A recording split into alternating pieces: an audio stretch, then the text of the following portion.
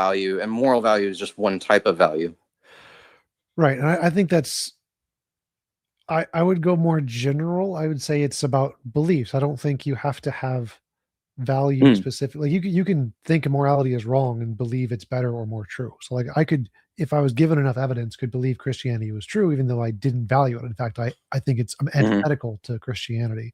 And the same can be mhm, true of morality, where you can have a belief that a moral system is true, but you don't value it. In fact, the exact opposite. You value the alternate conclusions. The same with a scientific debate. So if two scientists are mm, debating two theories, geocentrism, heliocentrism, and the evidence points to heliocentrism, the geocentrist might say, well, I value geocentrism, but mhm. the evidence points to your conclusion. So I wouldn't strictly agree that moral discussion is about value. I think that starting with value is where all hypotheses start. So, like for anything that we don't know yet, any hypothesis about anything, Mhm. person A likes this theory more than person B because it's their theory and they agree with it more and it fits their intuition or whatever. And so it starts with value because we don't have any evidence yet. But I don't think ultimately it is value. I think value is the tentative beginning of any hypothesis because different people like different hypotheses and then they pursue those to try and prove them true. I mean, I agree. It's the tentative beginning. Like, it helps us conjecture new hypotheses. That's for sure. I think so. A couple of things.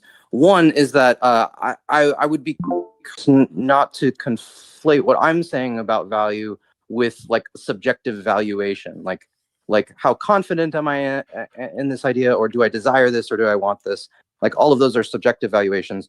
I'm talking about a more objective kind of value, which is just problem solubility. I'm just saying the solubility of problems is the value of any given state of the world. I And don't understand what you mean by that. Why is problem solvability value in any sense? I would say that I hypothesize it because of the examples that I gave, like a falsifiable theory, or like what an artist does, or how we recognize problems when we do a moral act. I don't, so I'm not making the connection between value and problem solving. I don't understand the connection Hmm. that you're describing between the ability to problem solve and value. Because, like, there are many things that have no ability to problem solve but have value, or the things that make problems worse but have value. Um, and so I don't understand the connection you're trying to draw between those two concepts, regardless of your larger implications. I'm actually not saying the ability to problem solve. I guess it's kind of like that. Um, it's it's um, it's how hard a problem is. Like it has nothing to do with the person solving the problem, though it's partly that. It has everything to do with like how hard the problem is, and so that would be a lower amount of problem solubility. Um, What is that? How does that relate to value? Like, does that mean it has more value or less value? And why are you calling it value? yeah. So I mean, as a simple example, like if I need to eat tomorrow, like that's not that big of a problem. I know where my food is, and tomorrow will come. But if I had to solve the Riemann hypothesis before I could eat tomorrow, well, that would be really bad, in the sense that it is now a lot harder for me to do something that's very essential. I'm still not following why you're calling problem solubility value, because that means like value is survivability, and then having a problem that prevents survivability is antithetical to value. But I still don't know understand why you're calling the problem solving the value. So it's just for the examples that I gave. So if I say what is value, like definitionally, I would say I don't give a definition because value is kind of a fundamental term in philosophy, and I would rather just give examples. And so I give examples of things that I would call value, and then I try to explain what common thread they have.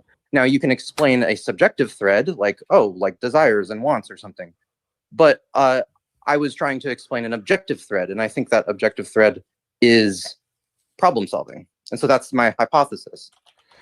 Yes, this is really a live question, period. I'm sorry. I'm talking to my chat right now. You're Oh. asking if it was live. This is live. So I'm still not seeing the connection between the value and the problem solving. Why aren't these two distinct things?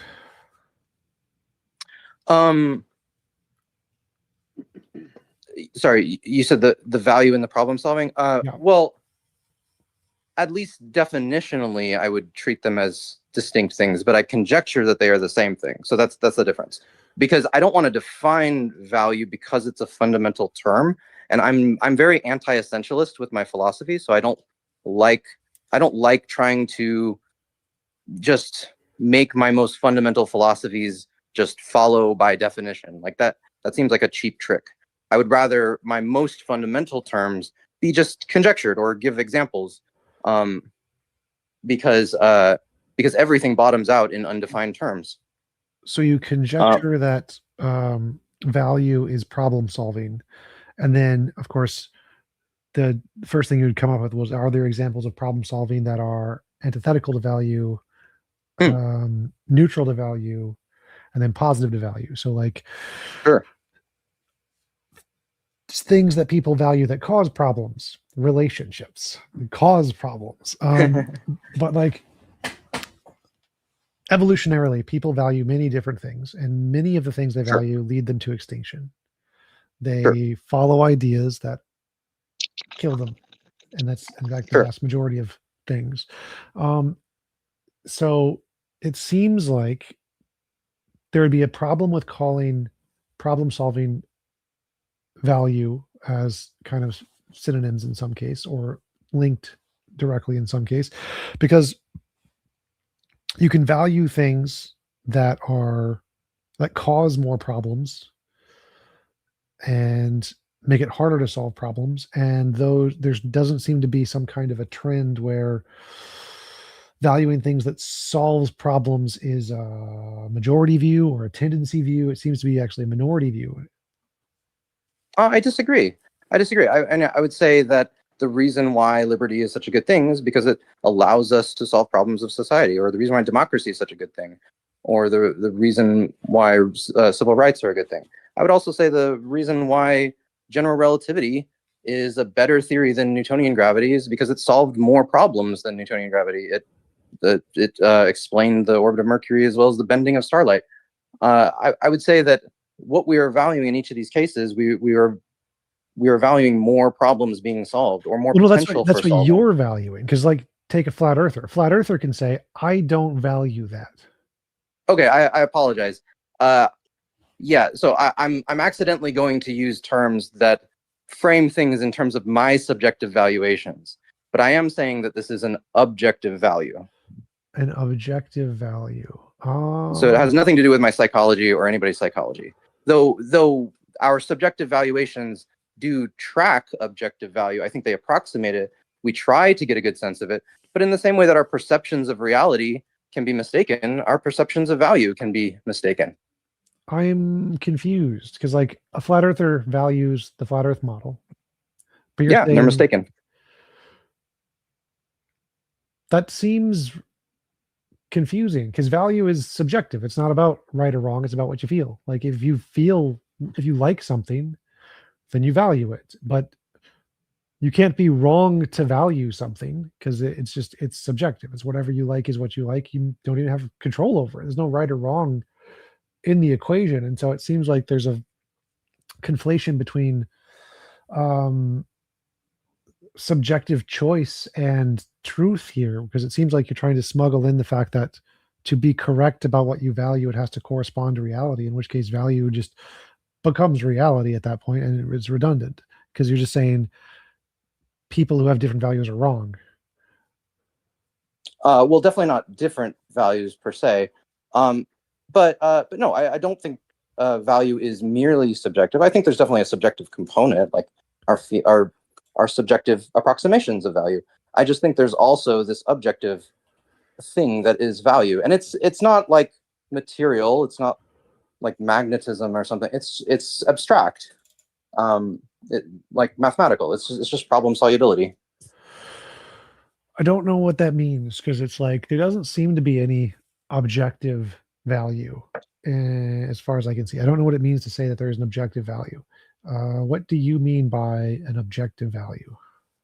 Well, an example of an objective value would be like the falsifiability of a theory. So a scientific theory, like how falsifiable is it? I would say that is an objective value. Because falsifiability, so I'm a big fan of Karl Popper and his philosophy, and falsifiability just means having high logical content. So it just has a lot of implications, and specifically for science, empirical content. So it implies a lot of things that can be tested. And yeah, I would say that that is one example of an objective value. It's just what it logically, or how much it logically implies. Well, giving examples doesn't particularly help me yet, because I need more of the definition side that you said you don't like to give, because you can give a lot of data points, and I can come up with infinitely many mutually exclusive definitions that could explain those data points. And so I don't understand Sure. what you're saying when you say objective value.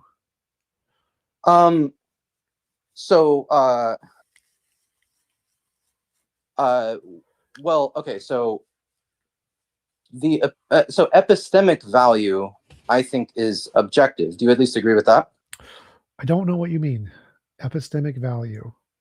Well, by whatever you mean, like what would you call epistemic value, and would you call it objective? I don't know if I'd put those terms together, epistemic value. I'd say So you wouldn't say epistemic one is like scientific having to theory. do with knowledge, and then value Sure. would be like knowledge that you value. So you wouldn't say that one scientific theory is better than another? Depends what you mean by better. Better would be subjective. It would be based on what I want. So if I would say something's better if it corresponds to reality, but if flat earthers think that they like theirs better, then it would be better to them. So I wouldn't say that there is an objective better scientific theory. I'd say that there are, if you value truth, then there is a better scientific theory. I think I'll just disagree. I think, like I said, falsifiability, I think that is an objective value. I would say explanatory power of a theory. That's also Why? a type makes of objective it an value. objective value? It's just my hypothesis for one thing that solves more problems.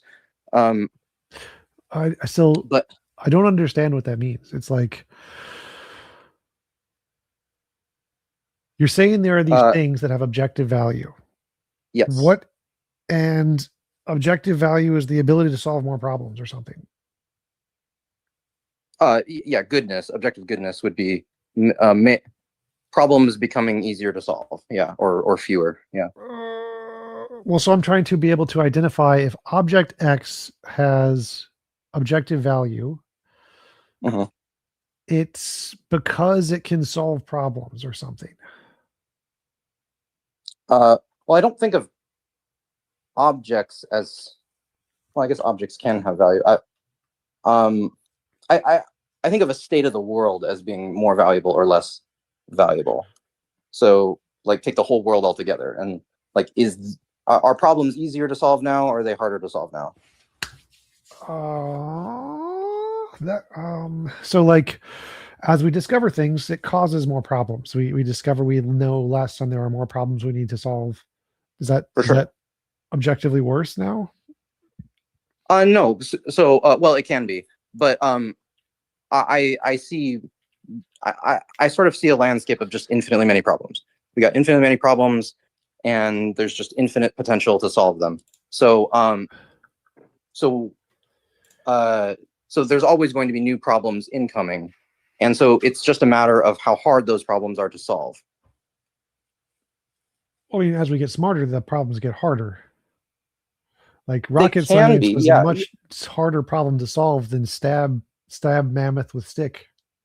Yeah, definitely. I mean, problems can get harder to solve. I mean, yeah, like if a nuke was dropped, near me, like that would be a pretty hard problem to solve. Like there's a lot of radiation and stuff you got to clean up, and a lot of organization. But yeah, so yeah, problems can definitely get even harder. There's no upper limit on how hard problems can get. But problems can also get easier, and we try to take actions that make problems easier. at least if we're doing things right. Okay, let's try a different approach. What does this theory that you're proposing accomplish that an alternative theory that just rejects that value has anything to do with problem solving doesn't accomplish equally as well or better? Oh, I mean, is there any theories of value that just say problem solving is completely pointless? Like, I don't think any of them would say that. Well, They would just value it for different reasons. I'd say that pretty much every contemporary model says that there is no inherent value in problem solving. Like there's just Okay, I mean separate that's topics. fine to not have inherent value. Well, it's like it's like value in a tomato. A tomato may Sure. have value to person X, but it may not have value to person Y. But the value itself is completely irrelevant to the tomato. So problem solving is like a tomato. It's just another object to value or to be valued, but doesn't have inherent value. There's no inherent tie between value and problem solving. They're just separate things that exist out there. I mean, I don't think they are separate things, but I like with a tomato, like no, I would say a tomato has nutritional value, and it might depend. Again, context dependence, right? It might depend on who's eating the tomato. That's fine. Well, no. So remember, the question was, what about your model, or what does your model solve or do better than an alternative model of value theory that doesn't have a link between problem solving and value itself? Where okay, that's that clarified that. I would just say that what this does is it has a unified concept of value that goes through aesthetics and epistemics and morality, and it doesn't pin it on a subjective mental state like wants or desires. It's actually entirely epistemic. It's just there is a problem. There's some conflict of ideas, and how do we update our knowledge to remove the problem? It's entirely epistemic, and so I think that this operates as an objective kind of value, or the objective component of value. I don't really see that, but so why pick problem solving as opposed to anything else? So we're saying that in order for value to have an objective quality to it, it can't be based off of like subjective whims. Therefore, we need to base value in some kind of epistemic tool. Now we could pick tons of tools. Like we don't need to pick problems. Sure. We pick just like anything. Sure. One, that seems unnecessary. So you can make value based off of whatever you want. You just make it a platonic object. They know how it's subjective, but value or whatever. You don't need to base it off problem solving. And two, why pick problem solving as opposed to like just literally anything else? I would say because it explains what we seem to think of as value. But I wouldn't say that that's a justification for it. You would need some kind of deductive argument. You need a deeper theory, right? Some even deeper theory. And we can always ask for a better explanation. Knowledge is never just finished. I don't think, at least. So fallibilism and all that. I'm also anti-foundationalist, so I don't think that we should ever presume that we've arrived at the correct foundation of something. So it sounds like your question is just asking like, well, can we get a better explanation? And I would be like, I don't know, maybe, probably. No. Mine would be, the question I'm trying to get at is it seems like your linking value to problem solving is arbitrary. You just made it up, kind of like saying God done it. And so you could say, if you want value to be objective, independent of subjective whims or whatever, you can just link it to whatever you want. Platonic object. Platonic object seems to be like a simpler option than what you're doing. You say value is a platonic object, and there you go. You have an objective model of value. But you could pick any epistemic frame you want. The scientific method could be, or the manifest versus scientific image, or the one of Hegel's forms. Like you could pick whatever you want and say, this is what we're tying value to. And then it becomes objective in a sense, but it's just arbitrary. Like, why are we doing this? There's no value to this. Like, yeah, I mean, why did you pick impositions on will? I mean, why did Einstein pick, evidence? Why did Einstein pick general, specifically Riemannian curvature? Well, it was a guess. It was a hypothesis. Well, the the hypothesis itself, you can make up whatever hypothesis you want. The reason we picked those things Exactly. is because it followed from the evidence. So the reason I pick imposition of will is there's a pattern in data. Over time, as we gain in resources, the amount of impositions go down. There's a pattern. For Einstein, there's a pattern in gravitational forces that he used to make predictions about Sure. light around the sun. So, like, Yeah. if you So- have a so I- pattern of predictions or something, that would be useful. Yeah, so I think this is probably the difference in our epistemologies at this point, because yeah, you can take a pattern and that can cause you to come up with a hypothesis, and that's awesome. But we should never think that that pattern justifies that hypothesis. I'm anti-justificationist. I'm a falsificationist in the What? same terms as Karl Popper. We get hypotheses are just guesses, and we shouldn't think of them as justified. We What? can only just test them for falsification. That doesn't make sense. That hurts my head.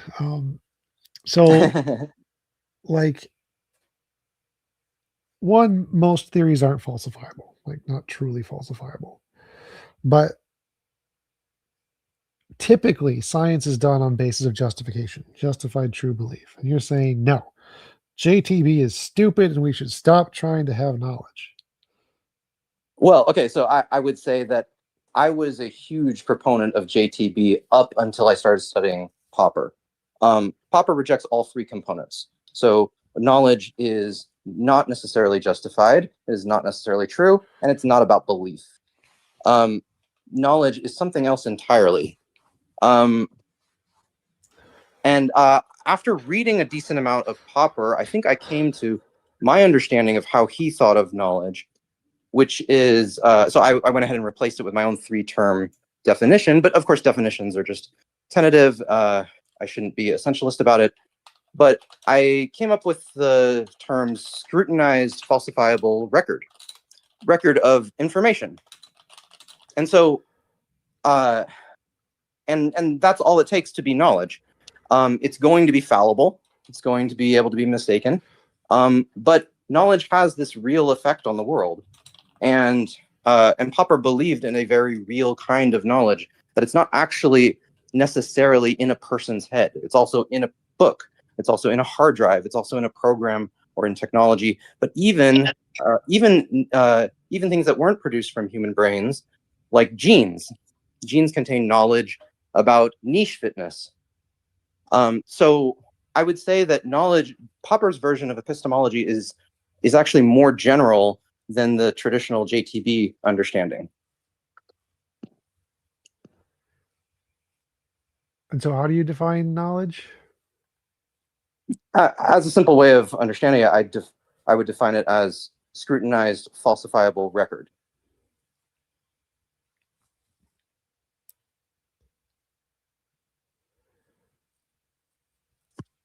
So if I say I'm imagining a unicorn, is that knowledge?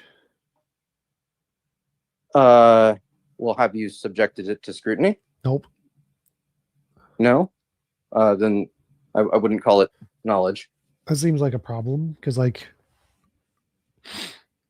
if I'm imagining a unicorn and I tell you I'm imagining a unicorn and you have no way to meet the criteria you set, it seems like a bad definition of knowledge that would eliminate the vast majority of things we can do on a daily basis. I'm not eliminating what we can do. Like, you can tell me I'm thinking of a unicorn. So whether or not you are thinking of a unicorn, if you tell me that, then I will have gained knowledge of that. But like, I guess I wasn't clear about the claim you were making. The fact that you are thinking about a unicorn, yeah, I would say that is knowledge. But it hasn't been scrutinized or tested or repeated. No. I mean, I think you scrutinized your thought process a little bit to come up with that example, and you converge on a particular example in your brain, and then you communicated it to me, and I have all these error correcting mechanisms for understanding what a person says. And so that's a level of scrutiny as well. Now, it's not very much knowledge, but I would say that it is knowledge. Okay, so if I said I met God, Okay. do you have knowledge of God now? No. So that changed the question. I would have knowledge that you think you met God. You see? Sure.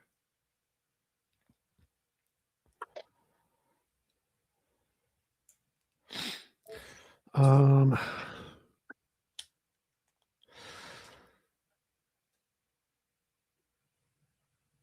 and why are you doing this? What does this accomplish that JTB doesn't accomplish, or that typical epistemologies don't already accomplish?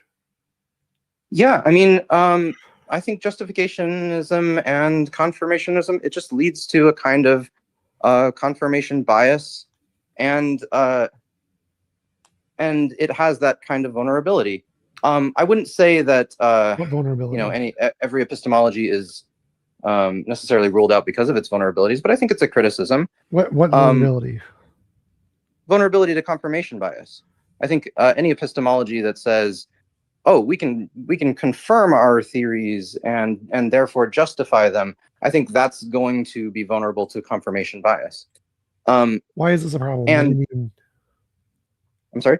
Why is this a problem? What do you mean? Why is this? Well, I mean, is confirmation bias a good thing? Well, like, why? What is the problem that confirmation bias causes that you're saying is the issue? Oh, I mean, it can lead us to promoting bad theories, right? Like a flat earther, like they see evidence for flat Earth everywhere, right? That's bad. Sure.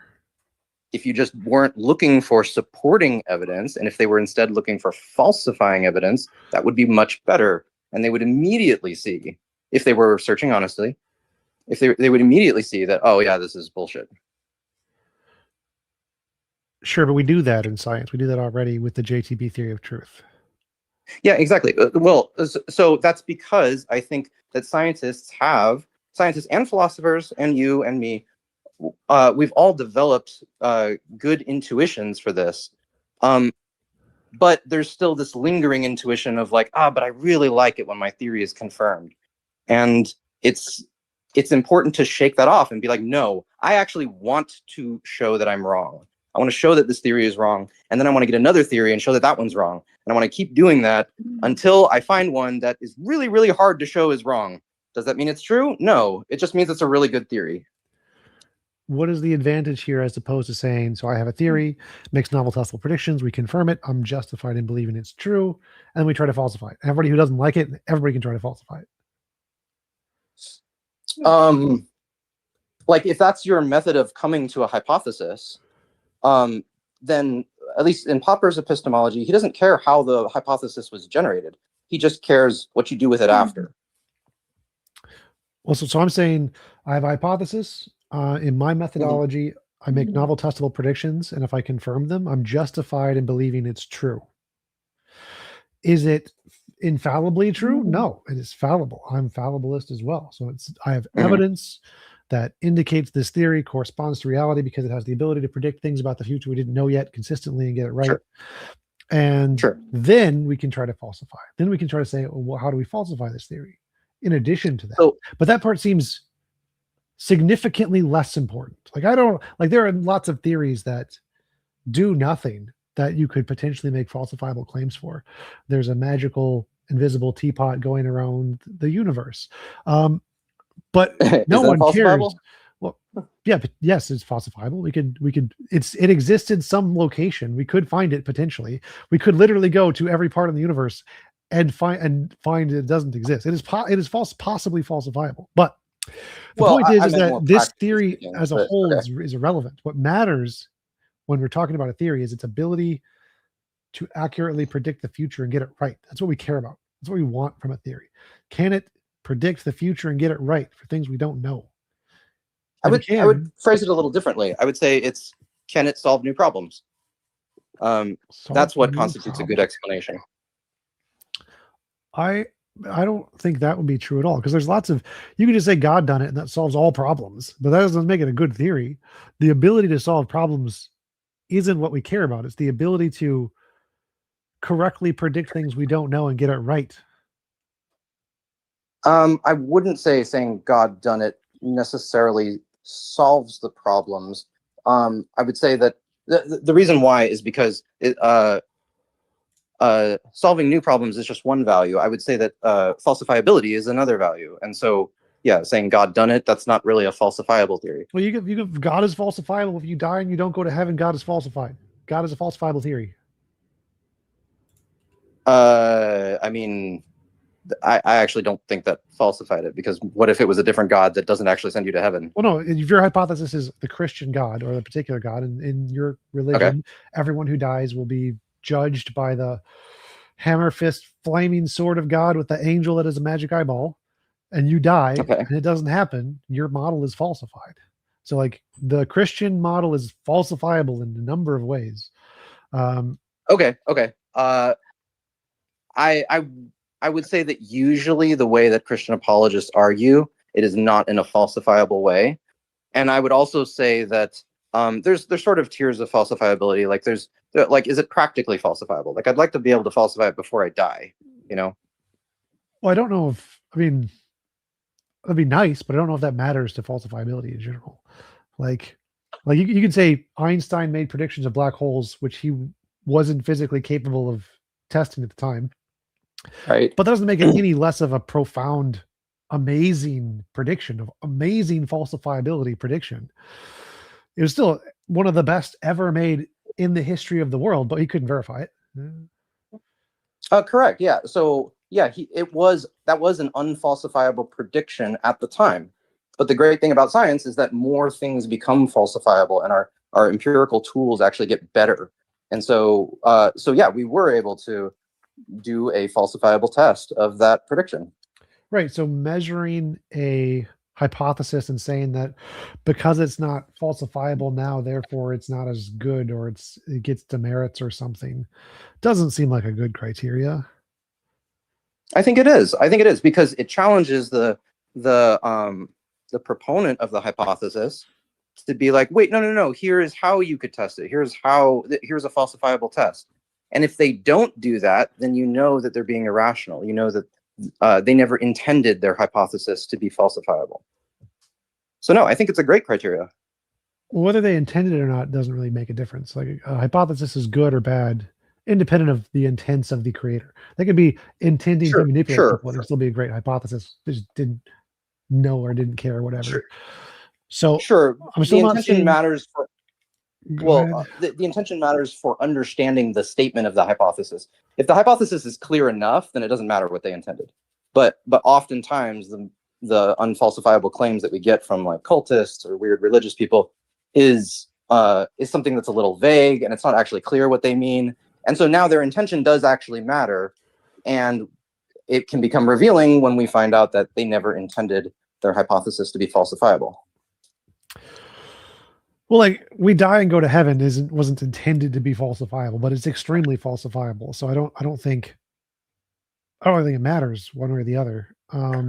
Well, let me put it this way. I would say that theories that just have more possible empirical tests, that's better.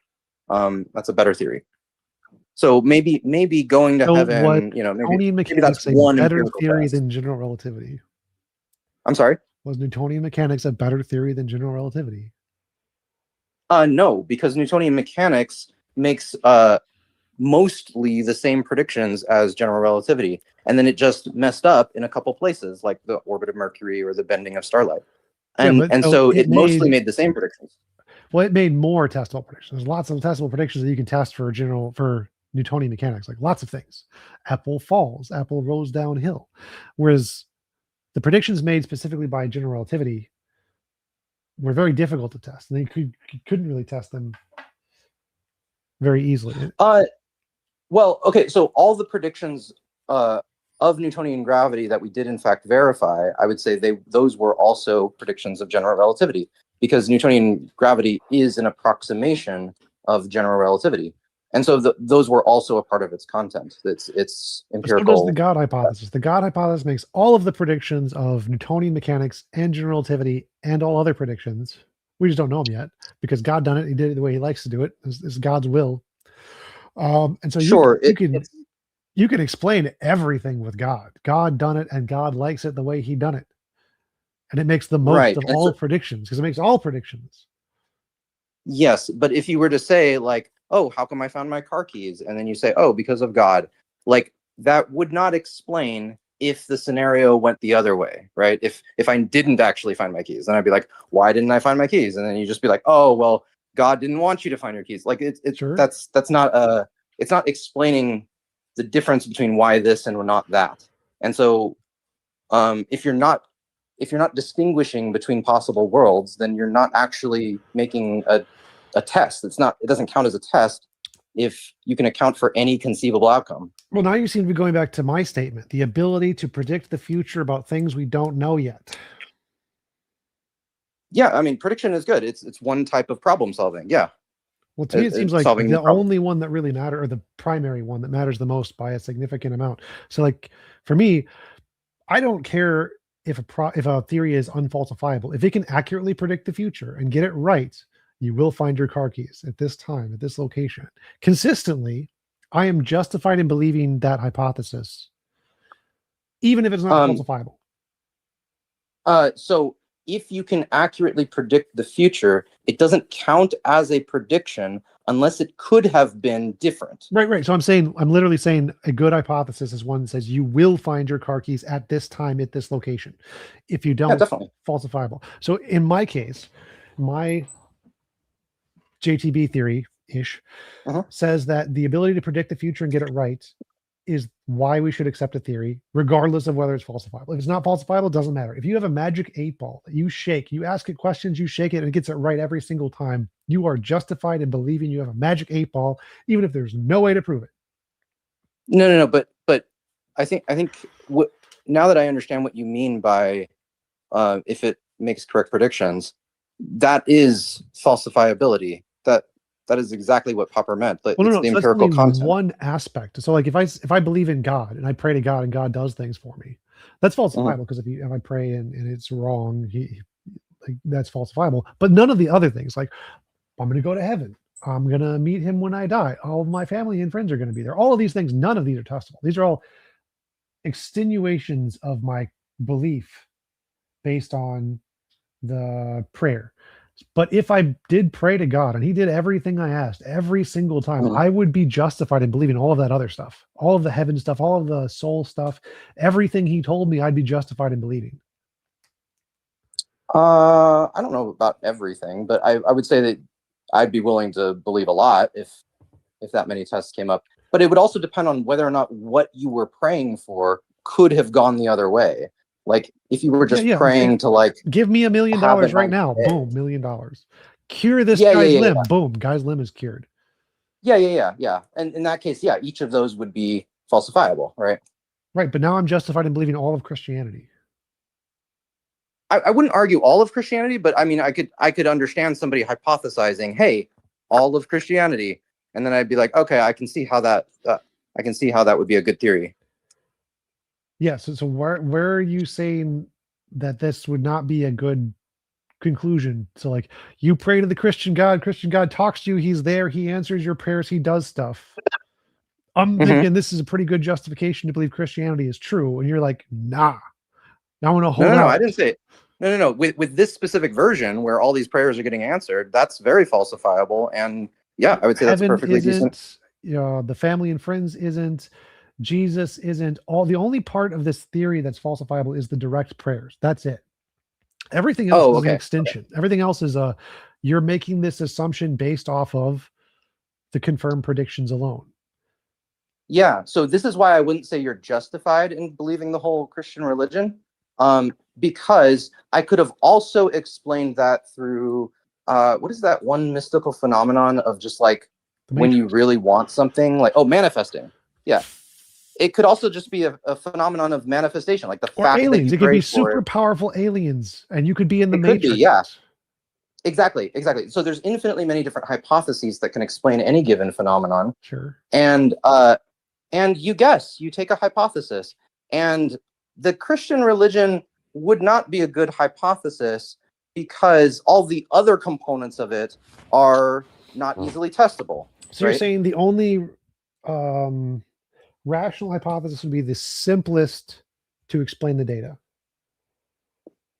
Um, yeah, I mean, I'm not 100% clear on Popper's understanding of simplicity, but he does argue that simplicity, like a simpler condition, makes it more easily testable. And so when you add in a bunch of assumptions, Well, so like in this case, it would be like sort of like trying to bootstrap a bunch of things. you're communicating with a this guy who claims to be the Christian God. He answers all of your prayers, and you have Mhm. option A, you accept Christianity as it is written in the Bible, as this guy is telling Right. you. Option B, Right. it's you're a brain in a vat in the Matrix, and it's just a programmer. Right. And that would be potentially simpler than all of the entailments of the Christian religion. Or you could say maybe it's just like you're a Boltzmann brain, and that's you quantumly popped into existence, and this is just the existence you have, and that could potentially be Mhm. simpler than believing Christianity. Yeah. Yeah. I would say, yeah, that would be simpler. Yeah. And so you'd say it would be, given the case that you literally get to talk to God and He answers all of your prayers, you'd Mhm. think it's more rational to believe you're a Boltzmann brain than to actually believe Christianity. Let me think. No, because it doesn't explain a lot of other. Well, okay, so actually, no. The Boltzmann brain and the brain in a vat, no, because they're not distinguishing between why this and not that.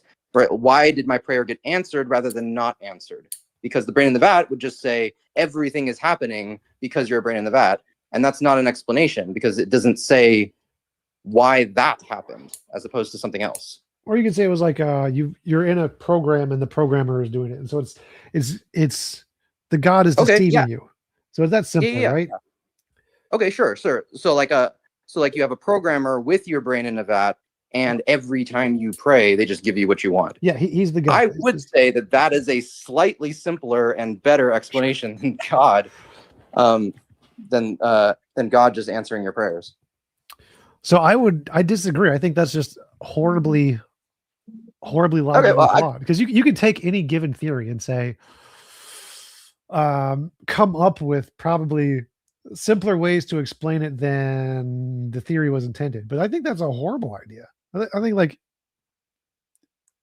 I mean, I think I can be mistaken. I'm not married to that perspective. I'm partly just kind of going on vibes. Even if I have an objective notion of what I think is a better theory, I can't always detect it perfectly. And sure. so yeah, I'm willing to be convinced on that. Sure. So yeah, from my position, if you actually have a voice in your head that can answer prayers and it matches on to like other entailments or predictions that you already had. So you have a hypothesis Christianity is true. If Christianity is true, God will answer my prayers. I pray my prayers are answered. And that's a novel thing for Christianity. No one's else predicting it. Now you could come up with theory B. Mhm. Evil designer in the Matrix, or super powerful space aliens that are messing with you because they want to deceive you. I would say those are ad hoc. I'd say those are, you can come up with simpler ad hoc theories, but they're still ad hoc theories. For sure, yes, and I think that actually is the most important condition for a good explanation, that they shouldn't be ad hoc. And but what I mean by ad hoc and not ad hoc is, in an objective sense, is when a theory only solves pre-existing problems or problems that the previous theories had, like a patch or something. That's ad hoc. But if it solves new problems, that's what I would call non-ad hoc. But now that's going back to my principle, novel testable predictions. That's just what that is. Sure, sure. Okay, so if you meant the same thing as what I meant, then I guess we just agree. Well, then why do we need falsifiability more? Novel testable predictions supersedes falsifiability. No, I think it's just a separate thing because so by This was the point of my falsifiability. example with God. So God is there. You make predictions. I pray you give me $1 million. I pray you heal this guy's limb. These are testable predictions. He does them every single time. Now, Mhm. there are other aspects, like you're going to heaven when you die. This has not been tested. There are no testable things here. Am I justified in believing it? I would say yes. There is a hypothesis that makes testable predictions, and one of the entailments of this hypothesis comes with heaven, which has not been tested. There's no part of this theory that has tested the heaven part, but it's just an entailment of the theory. And the theory makes novel testable predictions consistently, reliably. And so I'm thinking you're justified in believing the extension, the heaven part, even though that part itself is unfalsifiable. So what is the truth maker of why it's justified to believe a theory is the novel testable predictions, the ability to predict new things that are non ad hoc or whatever your terminology was. And that supersedes falsifiability. So I would say that solving new problems, new predictions, correctly making new predictions, I would say is a different value, a different epistemic value from falsifiability. Which one wins? Which one's more important? I don't know. I think when we want a new theory, we always want it to be non-ad hoc. But we want our theories to constantly be gaining more implications, more consequences for reality, so that we can test them. And that's falsifiability. So our theories get more and more falsifiable over time. So again, the question here is, which is more important? Which would you say this trumps this? This wins. Like try to come up with an example where you have a model that makes novel testable predictions that are consistently incorrect or unfalsifiable. It's unfalsifiable in other contexts or whatever, versus a theory that is highly falsifiable but makes no novel testable predictions. Just explains all the past data but does nothing new, just nothing.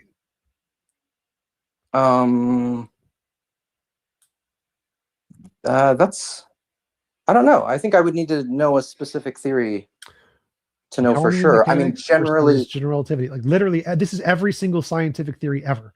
You start with one that explains all past data accurately, and then a new one comes along that takes all the past data and says, yeah, I agree with that. I'm just accepting all that. Here's something new. So pretty much all of science is this question. Should we just keep the dogma thing that's explained all the past data, or should we reject all of it for something that's new if it's not falsifiable? Like black holes were not falsifiable at the time.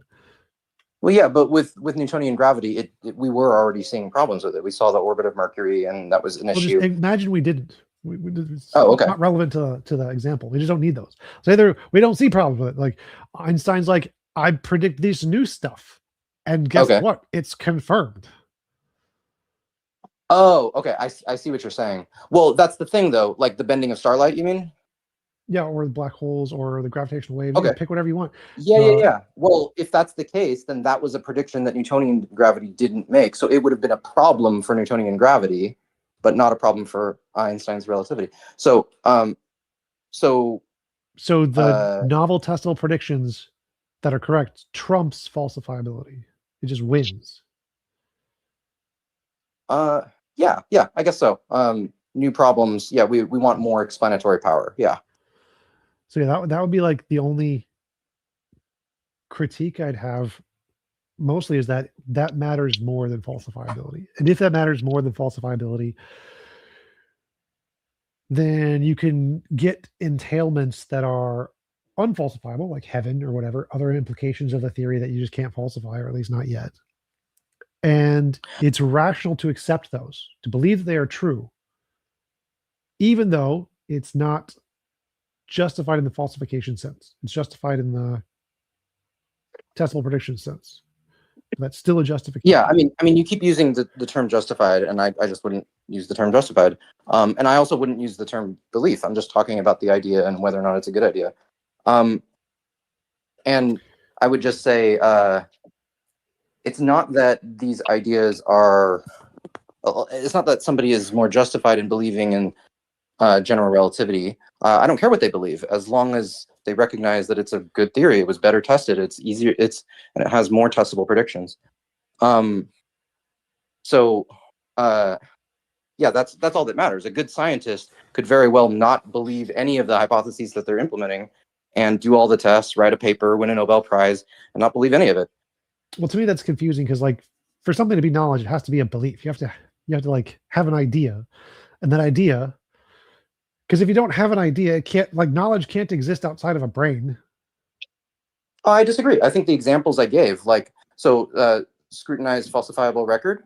So I mentioned how an idea of niche fitness can exist inside of a gene.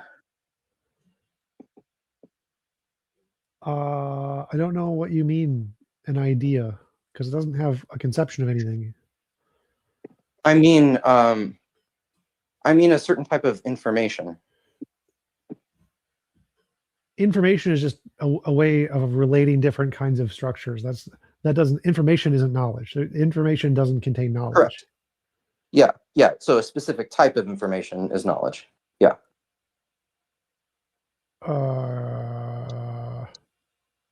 Yeah, maybe. So yeah, so that's how I think about it. And in that case, it doesn't need to be in a brain. What, that part, I'm lost on that part. Like, I don't think you can have knowledge outside of a brain. I don't think you can put ones and zeros in a specific order in a computer and it's knowledge. The computer does not have any knowledge. Well, like, can you have? Well, let's just look at the effect of knowledge. So if you were to delete all the engineers' brains of engineering, we might be set back a little bit on engineering, but because engineering is still recorded in all of our textbooks and hard drives and on the internet and everything, we wouldn't be set back too much. We'd be able to recover, right? Sure. And then imagine instead, I didn't delete the engineers' brains, but instead I deleted all of the books and all the information that we have recorded about engineering. Again, we would be set back a little, but the engineers remember, and they could probably reproduce a decent amount of it, and we wouldn't be set back too much. But now imagine I deleted both the textbooks and their brains, and then suddenly we get set back a lot. There is a real world effect that knowledge has on the world. So knowledge is a thing. It's an effect of information. Well, I don't see why you're calling the books knowledge simply because deleting both would have a greater effect than just deleting the brains or the books themselves. That doesn't mean that they're both knowledge. That there's different types of information. One is recorded information and one is beliefs in brains. And the beliefs in brains are knowledge because they're beliefs and they're true. But so I agree. Beliefs in brains are knowledge. But the books are not knowledge. The books contain no knowledge. The books have no knowledge.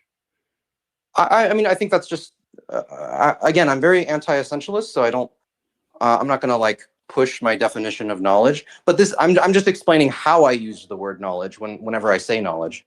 Okay. To me, it's just very strange. Like, just the context of the usage of the term knowledge specifically refers to a belief someone has. I don't see. I think that's the general consensus among philosophers, but I think they're wrong. I think Popper is right. Why? Because his theory of epistemology is just better. It explains the phenomenon of knowledge when the others are just trying to explain the phenomenon of belief. What do you mean phenomenon of knowledge versus phenomenon of belief? Like the example I gave with the books and the deleting and stuff. That's a phenomenon that knowledge has. Knowledge has this effect on the world. I think those are both equally explained on both models. I don't see why that would be an advantage for the Karl Popper side. Just because you label it knowledge on both sides doesn't make the label any, or the conclusion any different. So, like, you call it knowledge on both sides. I say it's no, one is just a list of facts and one is a bunch of beliefs. And if we delete both, then yes, okay, we lose significant impacts on history, but that's fully explained without calling them both knowledge. No, it's not, because if you delete the people's minds, then if knowledge is only beliefs, then there's no knowledge anymore. And right, yet, so like if we eliminated all humans, there would be no knowledge. No, if all brains are gone, knowledge is gone. But those books exist to the information in the books can then give the brains knowledge because it gives them beliefs that are true. It can realign the brains to give them knowledge, but that's fully explained without calling the books knowledge. Saying no, because so like aliens could come down and read the books, and if they could figure out our language, then they would be able to recover a lot of the knowledge. So I mean, so I don't think that that says that knowledge must be belief. But regardless, it doesn't matter if you want to call that knowledge or not. Let me just call it super general knowledge or quasi knowledge, if you Can I like. take your car? I'm sorry. Oh, I gotta mute myself. I'm sorry. No worries.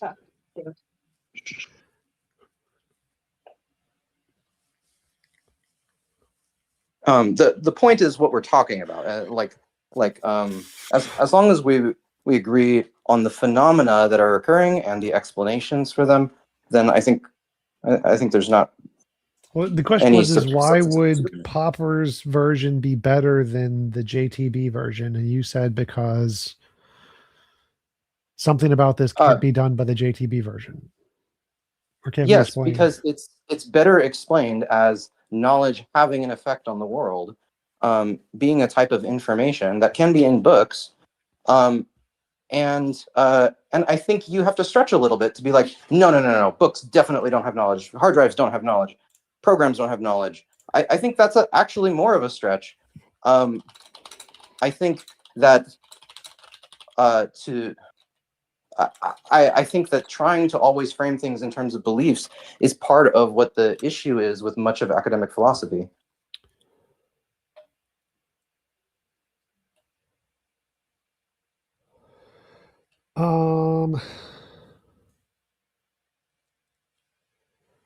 I mean, that's kind of my opinion on just the state of philosophy today. But why is this? But generally, I do also think it is just a better theory of knowledge, just because it explains phenomena like that thought experiment, and it ties into Darwinian evolution as well as Dawkins' selfish gene and memes. Memes are a small unit of knowledge. This just seems like a semantic difference, but why are you making this semantic? Like, what is the advantage of this semantic difference? The advantage is, well, I mean, when you connect disparate ideas, that's a better theory. We're connecting Dawkins' selfish gene, Darwinian evolution, and epistemology. Well, those are already connected just fine. We just don't call them knowledge. We just call them like propositional information. Sure, but the reason why you can call them all this one thing, whether or not the word is knowledge, is because they're all acting in the same by the same mechanism, where it's a kind of survival of the fittest, where our hypotheses get put forward and we criticize them, and then they live or die based on how good of a theory they are. Books don't work that way. I'm sorry? Books don't work that way. Well, you can write anything you want in a book, and there are lots of success. The biggest best-selling book of all time is the Bible. No, I would say that the information that was put into the book, yeah, it does work that way. So it's not the actual scribbles on the page that is the that is the knowledge. It's the information is an abstraction. So David Deutsch, he's a physicist and a Popperian. He has a physical definition of information, so it's pretty abstract. But so it's a little more technical. He has a physical definition that's abstract. Yes. Yes, because he views abstractions as physical. Yes. That was a joke. Yes, go ahead. Yeah. Yes. But anyway, yeah. So it's more technical than I'm making it out to be. But yeah. Okay. So anyway, all of that ties back into like problem solving and morality and all that stuff. Hey, Juggling, before T-Jump goes, you want to just talk to him about his morality, what you think about it, or your critiques of it real quick before he has to head off? Yeah, I mean, I can probably raise a couple things so for me, I would probably prefer to talk about impositions on actions rather than impositions on will. Just because I don't want to tie things to a subjective mental state. Well, you can. There has to be an intention there for it to be an imposition. So, like a rock falling down on a hill, you wouldn't have an imposition on the action to stop it because it's just a rock. Like it's not imposing on anything. Well, it's an imposition on whatever you were going to do, right? If it's going to hit you, then that imposes on whatever you're going to do, right? Rocks don't have intentions, so it's like No. Yeah, you're right. They don't have intentions. But if I understand correctly from when I read your ideas on your site, impositions can be like nature can impose on you, right? yeah, but he still has to have a will to impose on. So like impositions on will is kind of the important part. Impositions on actions doesn't seem to make sense because there are lots of actions that aren't impositions, like or because there's no will to impose upon. If a rock is falling down a hill, that's an action, and you can impose upon that action by stopping the rock, but it's not an imposition on will. No, sorry. Sorry. That's so you have the will, Yeah. and then something happens that imposes upon you, right? Sure. Yeah. So I'm saying model it differently. You have actions that you could take, and then something happens that prevents you from doing some actions or hinders your ability to do those actions. Okay. Yeah, so that's sort of how I prefer to think about it. Okay. So it's not tied to your mental state. Well, it's still tied to your mental state because you are trying to do actions, which is the actions you're trying to do are your mental state. So I don't think that filters out the mental state at all. No. It's what you're physically capable of doing, right? Like it's just about your ability. That's it.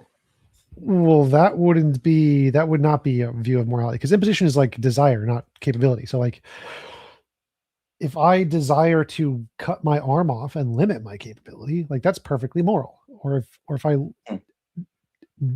I desire you to cut my arm off and you cut my arm off, that's perfectly moral. So what my actual abilities are is irrelevant to what morality is.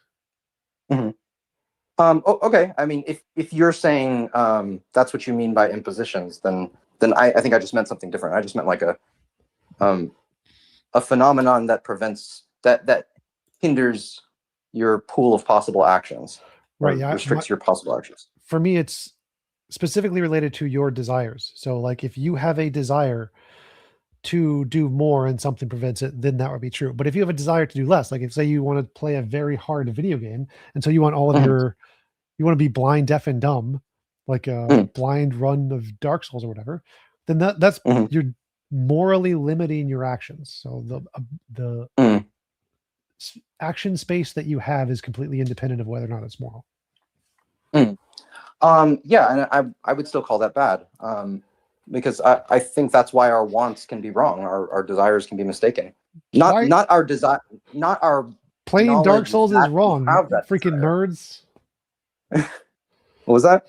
Playing Dark Souls. So like the typical example would be if I want to play a video game that deliberately limits all of my actions to make it more challenging for me, like playing Dark Souls, which it's a hard game that's designed to be difficult. Sure. And your claim was that people can have desires that are wrong because they're limiting their own possibilities. That would be an example like of someone doing a wrong action because they enjoyed it and playing Dark Souls or limiting their own abilities. So I want to be clear. It's not our knowledge that that we have the desire that would be right or wrong. It's that the thing is to be valued, or the thing has a certain amount of value. So whether it's playing video games, like we can be wrong about that, like how much value something has. Yeah, I don't think that's true. Because like, oh, interesting. In my best of all possible worlds, everyone gets to do whatever they want pretty much. They all get their own universe, they can design it however they want. One person say all they want to do is play video games for all eternity. They are no more right or wrong than the person who wants to grow wheat or make friends. So I think even in your best possible world, like whatever you want to do, you're going to be doing things like playing video games or something. And within that context, you're going to be solving problems, right? There's going to be some kind of problem that you need to solve. And so as long as there are more problems to solve, value hasn't been maximized. So I wouldn't call this the best possible world. I didn't follow that. So like, for me, the best possible world is a world that there is no involuntary imposition of will. Everybody can do what they want to, and they're not limited by things they don't want to. Right. And if they want to solve problems or create problems or just be on weed and hang out forever and not do anything, all of those are equivalent. They're equivalently I morally mean, good for each individual based off of what they choose to do. Hey, um, before you go, I just want to say that's what I was trying to bring up before. Like the fact that like in Tom's model, it's like the best of all possible worlds. Like the fact that you get to create more problems for yourself almost seems counterintuitive to the way you see morality, where it's like a limiting of problems or whatever. I just wanted to mention that because like that's what I was trying to explain to you before. You know. yeah. And, well, the reason why this doesn't seem like an issue for me is because um, creating problems for yourself, you have presumably you have a reason why you created those problems, and that reason would be like, I don't know, like why do we go to the gym? We create problems for ourselves when we go to the gym. Why? Well, we want to get fit. We want to be healthy. We want to look hot, right? Like, or in a video game, like why did I take the harder route or something? Well, because it would be more fun. It would challenge me, and it would make me a better player at this game, right? You're solving additional problems down the line. So yeah, you can create problems. Problems are not inherently bad, but they can lead to more good, like more ability to solve problems.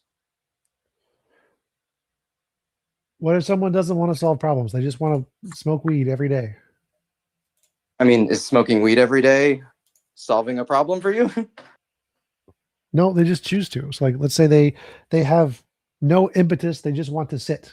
There's no problems they wish to solve.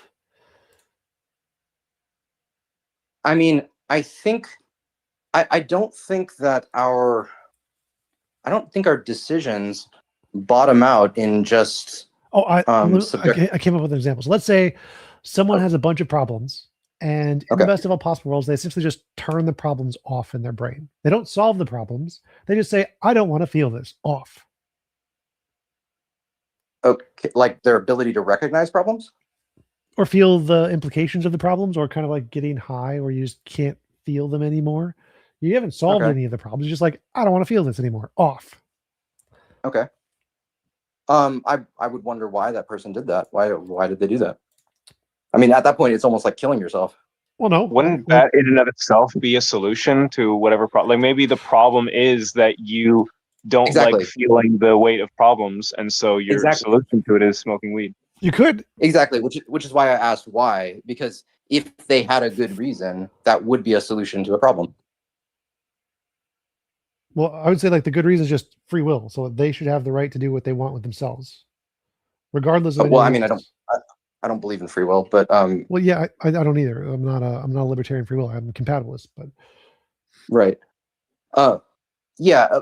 I don't think that everything bottoming out in our will or our wants or our desires, I don't think that that is a good reason. I think of our wants as something that just happens to us. Our desires are just something that happens to us.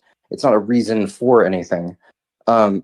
It's the reasons are the actual bits of knowledge and ideas. so what The supersedes reasoning. those? Like, give me an example of something that supersedes that. So, like for example, if you're on a hike, so this is an epistemic example. If you're on a hike and you're walking along the hike and there's a stick in front of you, but you don't perceive it as a stick, you see it as a snake. There is a reason why you saw it as a snake.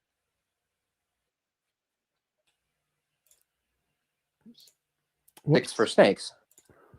And that reason is the context that you put yourself in, which is on a hike and you're in a woodsy area or something, and this is where snakes happen to be. So my point is that would be the reason for you thinking, oh, there's a snake there. So it's not just like, oh, my perception, my observation. In the same way, I wouldn't say that wants or desires are fundamental. There's a context behind it. There was some kind of perhaps unconscious reasoning that was taking place. Well, yeah, they're not fundamental. They were created for reasons, but so. Mhm. So let's say what I'm saying is, I'm in the best of all possible worlds, and I want to redesign my wants and desires however I deem fit, Mhm. or randomize them. Let's say I randomize them, and that could cause tons of problems. yeah, I would say that's bad Why would that be bad? because it causes so many problems. Yeah. But if it's my choice, that's good. Mhm. It's not bad. It's good. I mean, like, because you've disconnected all the best possible worlds from each other, like everybody has their own universe or something, the problems are only going to be so bad. So they're not going to get out of hand, because they're not going to hurt anybody else. So I wouldn't say it's that bad, but I would say it's bad because you're creating problems, and those problems aren't made in such a way that it will create more solutions or more problem solubility in the future. So yeah, I would say that's bad. Yeah, but why? Like, why would me be exercising my freedom in my universe to create problems that I choose to create? Why is that bad? That seems like slavery to say that I'm not allowed to do that, or that it's immoral that I do that, when it's literally my universe. Like, this is what? I mean, I wouldn't say it's slavery. I'd just say, it's. I mean, it's not slavery to just be mistaken about the world. It's not slavery to just be mistaken about what is valuable. So, like, this is like the Dark Souls example. So, like, someone chooses to create problems for themselves to play hard video games because they like problems or whatever. Would a world of everybody being hooked up to a cocaine machine where they can't experience problems, is that morally superior to a world where people can play Dark Souls and suffer and experience problems? I mean, frivolous pleasures are pretty low level problems. So it's hard to tell like which one is worse among problems that don't have very far-reaching implications. Well, so I'm saying there's a universe where no one has problems. They're all just hooked up to a machine. They get fed the chemicals of dopamine or whatever. They have zero problems. There are zero problems in this universe. They're all just hooked up to their dopamine machines. Versus, gotcha. Everyone has their free will to choose their own worlds, and lots of them choose worlds with lots of problems. Yeah, I would say without problems, there is no value. Yeah. Without problems to solve, there's no value. I think that creative problem solving is how I think of fun. Okay, so that is what fun is. A universe where all problems have been solved versus a universe where people keep Yes. creating lots and lots and lots of problems. To be solved, yeah. I mean, yeah, without problems, there is no value. Yeah.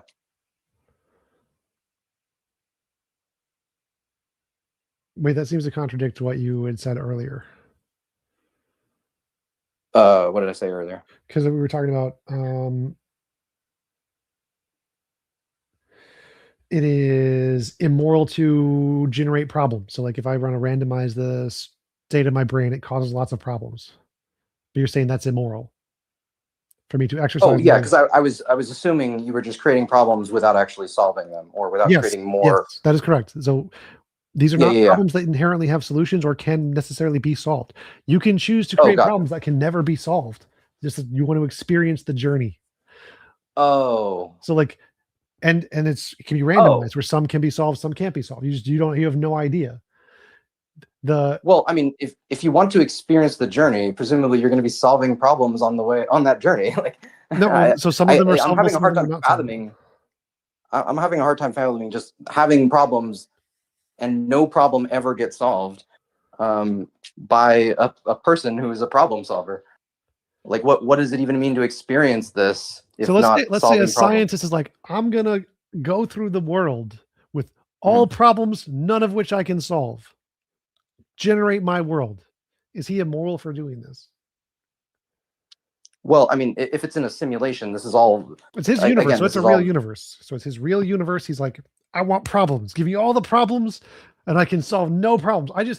I think that this theory is dumb, and I'm going to exercise my freedom just to prove a point. Give me the problems. Yeah, in that case, yes, I would say that that's bad. Because if you're not also creating problem solubility, then that's bad. Why? That would seem like. But again, it's sort of isolated from everyone else's world, so it's not going to create too big of problems. Well, the size of the problems here doesn't matter. The problem is we're comparing two different possible definitions of morality. One where you have the right to exercise your freedom to instantiate a world with as many problems as you want, and one where that's immoral. One model sees that as either moral or amoral, and one model sees that as immoral. And so we're saying, like, which model better describes reality or morality? In this case, I would say that my model better describes morality because it accurately instantiates the moral or amoral right of an individual to express their desires, as long because they haven't imposed on anybody else. And your model is incorrect because simply the accruance of problems, when voluntary, there's nothing about that that's immoral. There's nothing about that to be seen as immoral. Like that's Okay. either I mean, moral or amoral. well, I mean, we can just the problem of like what constitutes morality and just talk about what's constituting value, right? So I'm trying to think in terms of value. So yeah, just like, is this a bad thing, right? And yeah, I would say if you create all these problems, yeah, that's a bad thing. But again, I'm mostly just interested in the phenomenon of what is happening and what explains it. And so if we want to just kind of shed all shared use of language, then like I'm saying that, okay, if you create more problems like that, then you're creating more problems. And then if you're not solving any of them, then you're not solving them. Like and you might label that's like perfectly amoral, but I'm just saying this is what's happening, man. I put a different label on it, but words don't matter. I'm just talking about the phenomenon. Well, why would you call it moral at all? Like for me, morality has to be something to do with intentions, desires, will. And so like just describing the phenomenon. Right. doesn't- Because I'm trying to parse out the objective component of morality. And so I'm saying whatever the objective component is, this is what I think it is. And I always find other people's moralities to always be tying to some subjective component like desires or will or want or caring or outrage or whatever. And it's like, we don't need to talk about this. This is all for moral psychology. We don't need to talk about moral psychology. We can just talk about what is happening and what explains it. And that's objective. Well, that's why I came up with the example of a guy who has the intention of wanting to create many problems to debunk your model. That's his desire. And so we're weighing an Mhm. example of what matters more, the lack of problems or the individual desire. And the individual desire seems to win. Like that guy should have the right to create as many problems as he wants just to debunk your theory. And that's perfectly moral or amoral. And that seems like a superior understanding of morality than one that says the lack of problems in and of themselves is the correct understanding of morality. So it seems like the values trump or supersede your problem solving based off of this analogy of that person should have morally the right to create as many problems as they want. Well, you said this person was doing it because they wanted to debunk me. If they felt that was actually Well, a problem, the reason worth doesn't matter. Say solving- they just want to they pressed a randomized button in their brain. Like there doesn't need to be a reason. Okay, then yeah, then I would say it's bad. Yeah. And again, I'm saying like that seems fundamentally incorrect. That person has the right to do that to themselves if they choose. And saying that it's immoral for them to do that to themselves seems like an incorrect understanding of morality. I mean, I don't start morality at this principle of liberty or non-coercion or lack of impositions on will or something. Like I think that it's more fundamental to think in terms of problem solving because it synthesizes the other theories of value as well. And with that, I think it tells me something very clear about what is bad in that scenario you gave. And what's bad is all the problems. Well, so the issue is here is the same thing I did before with the falsification versus testable predictions. You take two options and you say, well, which one wins? And it just seems like the freedom to choose to do that seems to morally win. Like, am I morally justified in stopping this person from randomizing their brain to cause problems? I'd be like, Yes. no, that's slavery. That's literally slavery. You are making that person Oh. a slave to your decisions. I'm saying you do not have the right to determine for yourself what you do to your own body and brain. I am going to enslave you and take away your rights because I don't want you to create problems even for yourself. Is that a morally justified thing to do? No, that's slavery.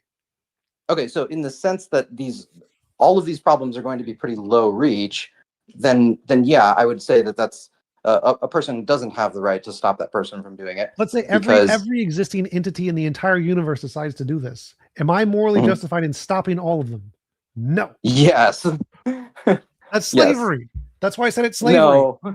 No. Now, yeah, I disagree with that. How is that not slave? If I'm stopping everyone else from exercising the right to experience or to do to themselves what they want to do, how is that not slavery? Because they're mistaken about what they're mistaken They have about no what beliefs. is They just, I want to press the random button. Random button. That's it. They are Uh-huh. fully aware of all of the potential outcomes. They still choose to press the random button. Let's say they all know for a fact they're all going to be tortured for eternity, and they still consciously choose to do it. It is still slavery for me to stop them.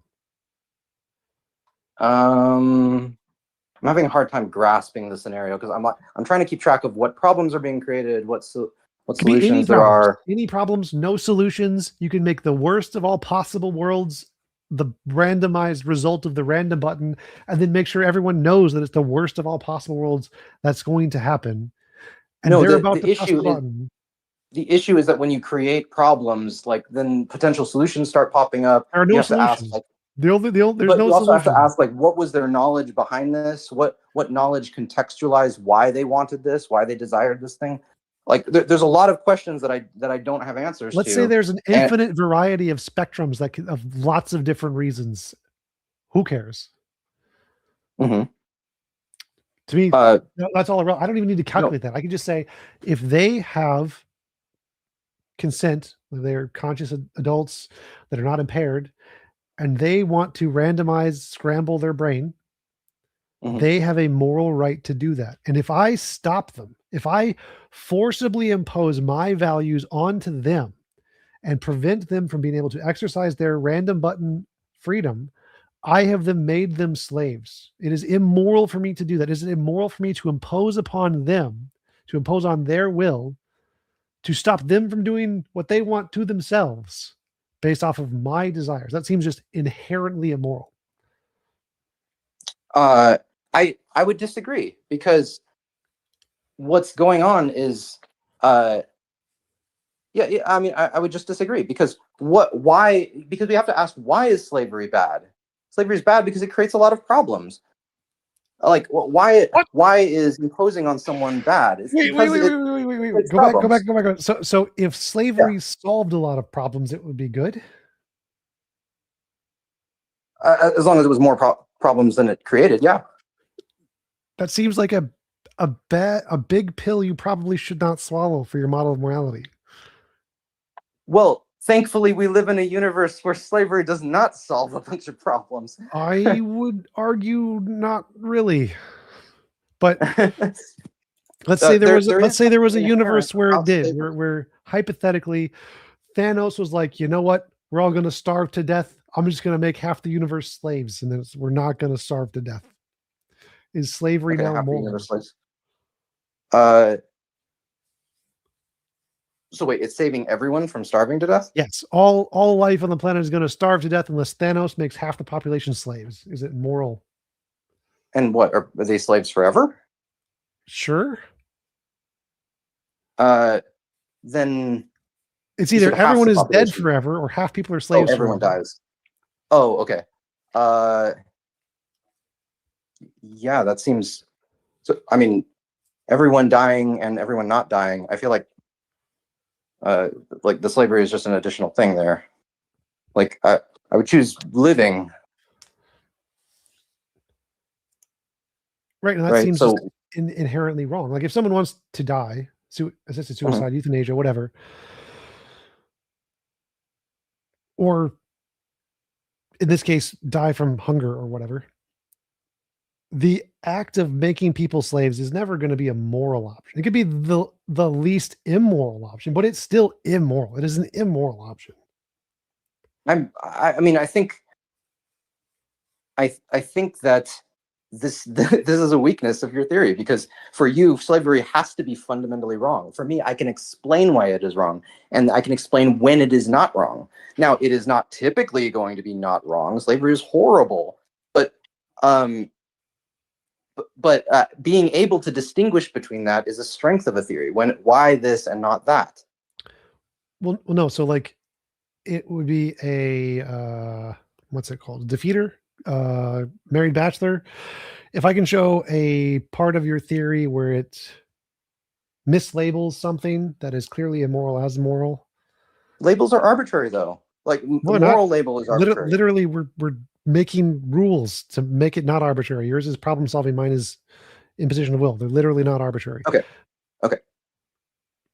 But so like the reason I brought up this example is that if your model has very counterintuitive consequences that we probably don't want to accept, bullets that Mhm. we have to bite, that is a good reason not to accept your model and to accept an alternative.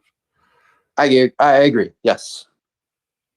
So in the case of saying slavery is moral if it solves problems, that seems like a big bullet to bite, like pretty much instant defeater. Well, Because like, I mean, I would add a lot of caveats to make it more clear, and but so like if um, the option was we have to enslave half the universe or everyone dies, my Mhm. go-to would be do they consent? If half of the world consents to become slaves, fine, not immoral.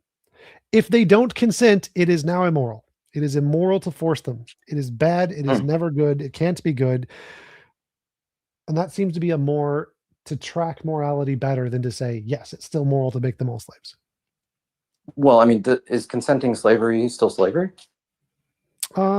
Sure. or is it just volunteer work? No, it'd still be slavery because you can't, they can still force you to do whatever you want. But if you consent to become their property, you're still slavery. Okay. Okay. Slavery is just Okay. ownership. Can you become someone else's property consensually? Yes, you can. Okay. So if 49% of everyone consented, Then it's still immoral for that 1%. wait, sorry, it's immoral for that 1%. For the 1% that doesn't consent to force them would be immoral. Yeah. If one Oh. individual does not consent, forcing that one individual is immoral. Okay. I mean, I wouldn't call it immoral.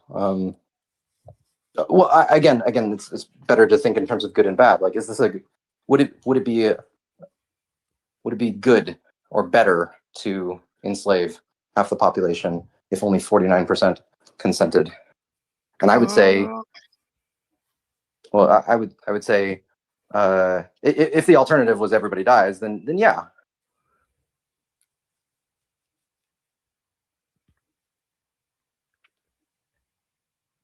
Yeah, I don't think so. I don't think that's good. I think that's bad. Okay. I mean, I think I have the stronger intuition there. And I've reached a point where I don't know how to flesh out that intuition further. But yeah. I think having a model that Hey. can accurately identify every bad action as bad, always bad, and then be able to say slavery is always bad unless it's consensual, unless you consented to it, seems like the correct intuition. Now, saying are there justifications to do bad things? Sure, but it's still bad things. I think that intuition is stronger. Yeah, I mean, I think the intuition that if only 49% consented and everyone will die otherwise, I think the intuition that, yeah, you can enslave half the population, I think that makes sense. You can, yeah, but it's still a bad thing. That's this ability to still say it's bad, this is immoral, is like a very key important intuition. Again, I distinguish between moral, immoral, and good and bad. So I would say that this still sounds like a bad situation, but it is a better situation than everyone dying. Yeah, that's what I would say. It's less immoral. It's still it's still immoral. I say good and bad and immoral and moral is synonyms, so I don't see those as different. Well, because for me, morality is about what actions to do. Good and bad can apply to just things. Like, is that a good thing? Is that a bad thing? Or events or states of the world, or a scientific theory. Is that a better theory? Is that a worse theory?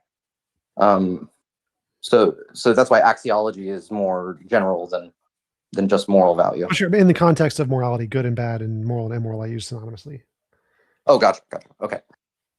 Yeah, I would say they're for me they're like almost synonymous. Like one should not cause avoidable bad. That's how morality and value connect. We've talked Yeah, for a I while. Any wanted other to- questions? Yeah, I wanted to make sure Perm got to answer the question because that's a new member. So go ahead, Perm. If you have a question, go ahead. Yeah, it's pretty long one though. That's I fine. don't know. You guys could finish your conversation. I'll just join when you guys are done. No, that's fine. You can go ahead. I think we're about done. Okay. Well, I was raised and born a Muslim, and I believe like everything you see within, reality is obviously explained by the Quran and the Hadith and stuff like that. So, if that's the case, I just don't see why anybody, especially you, TJ, why you would pick to be atheist or agnostic. I'm not entirely sure what you are. Why would you like pick something that is obviously less parsimonious, I guess? Because it's not. So like religions are the least parsimonious because they add in lots of extra. Parsimony is the simplicity. So when you add in a bunch of things that there's no evidence for, like miracles, magic, mythical creatures, the paranormal, supernatural, UFOs, things outside of space and time, invisible entities, minds that can exist outside of space and time, none of those are the opposite of parsimonious, because parsimony means the simplest, and the simplest is the things that have been demonstrated to exist independent of our imagination with the least additions possible. And the things that have been demonstrated to exist are matter and energy, quantum fields. So well, the most parsimonious maybe- one is physics, naturalism. And then as you add things like an afterlife, a god, miracles, magic, those are less parsimonious. It becomes significantly less parsimonious. No, I'm aware of what the definition for parsimony here is, but I'm just saying in comparison to like atheism, which, you guys literally have no explanatory power as to why we function the way we do specifically and stuff like that. Like it's not even a real comparison to, hold a proposition saying, I don't know, and then somehow claim that's more parsimonious than somebody else giving you a very valid reason as to what religion is. So no, making up an answer isn't parsimonious. Parsimonious It's not making up is, an answer. that's exactly what you're doing. It's called making up an answer. So parsimony is starting with the things that have been demonstrated to exist independent of our imagination. That means anything that we've tested scientifically and shown to exist. That's parsimony. Only those things. Any addition beyond that, anything that isn't in that category is less parsimonious. The No, ability religion fits to in that answer category. questions is irrelevant here. So you can have all these questions that you may or may not be able to answer, makes zero difference. Doesn't matter what questions are or are not answered. Parsimony is just Well, sticking with the things that have been demonstrated to exist independent of our imagination. That may be true, but that's not a problem for me because religion obviously could be scientifically, well, depends on how you define scientific here, but you could, without a doubt, prove religion to be the case. But that would be a great start. You'd have to convince the scientific community who's literally says it hasn't or has been proven false. But so parsimony is again starting with the things that have been demonstrated to exist independent of our imagination. That's physics, matter, energy, laws of physics. The consensus of academics is naturalism, atheism. That's all the stuff that exists. There's no evidence of spirits or ghosts or afterlives or magic or gods. All of those things are like leprechauns, unicorns, Harry Potter. Those things have not been demonstrated to exist independent of our imagination. So all of them are less parsimonious. So then with the things we do have, you can try to answer questions like what's the meaning of life or where did we come from?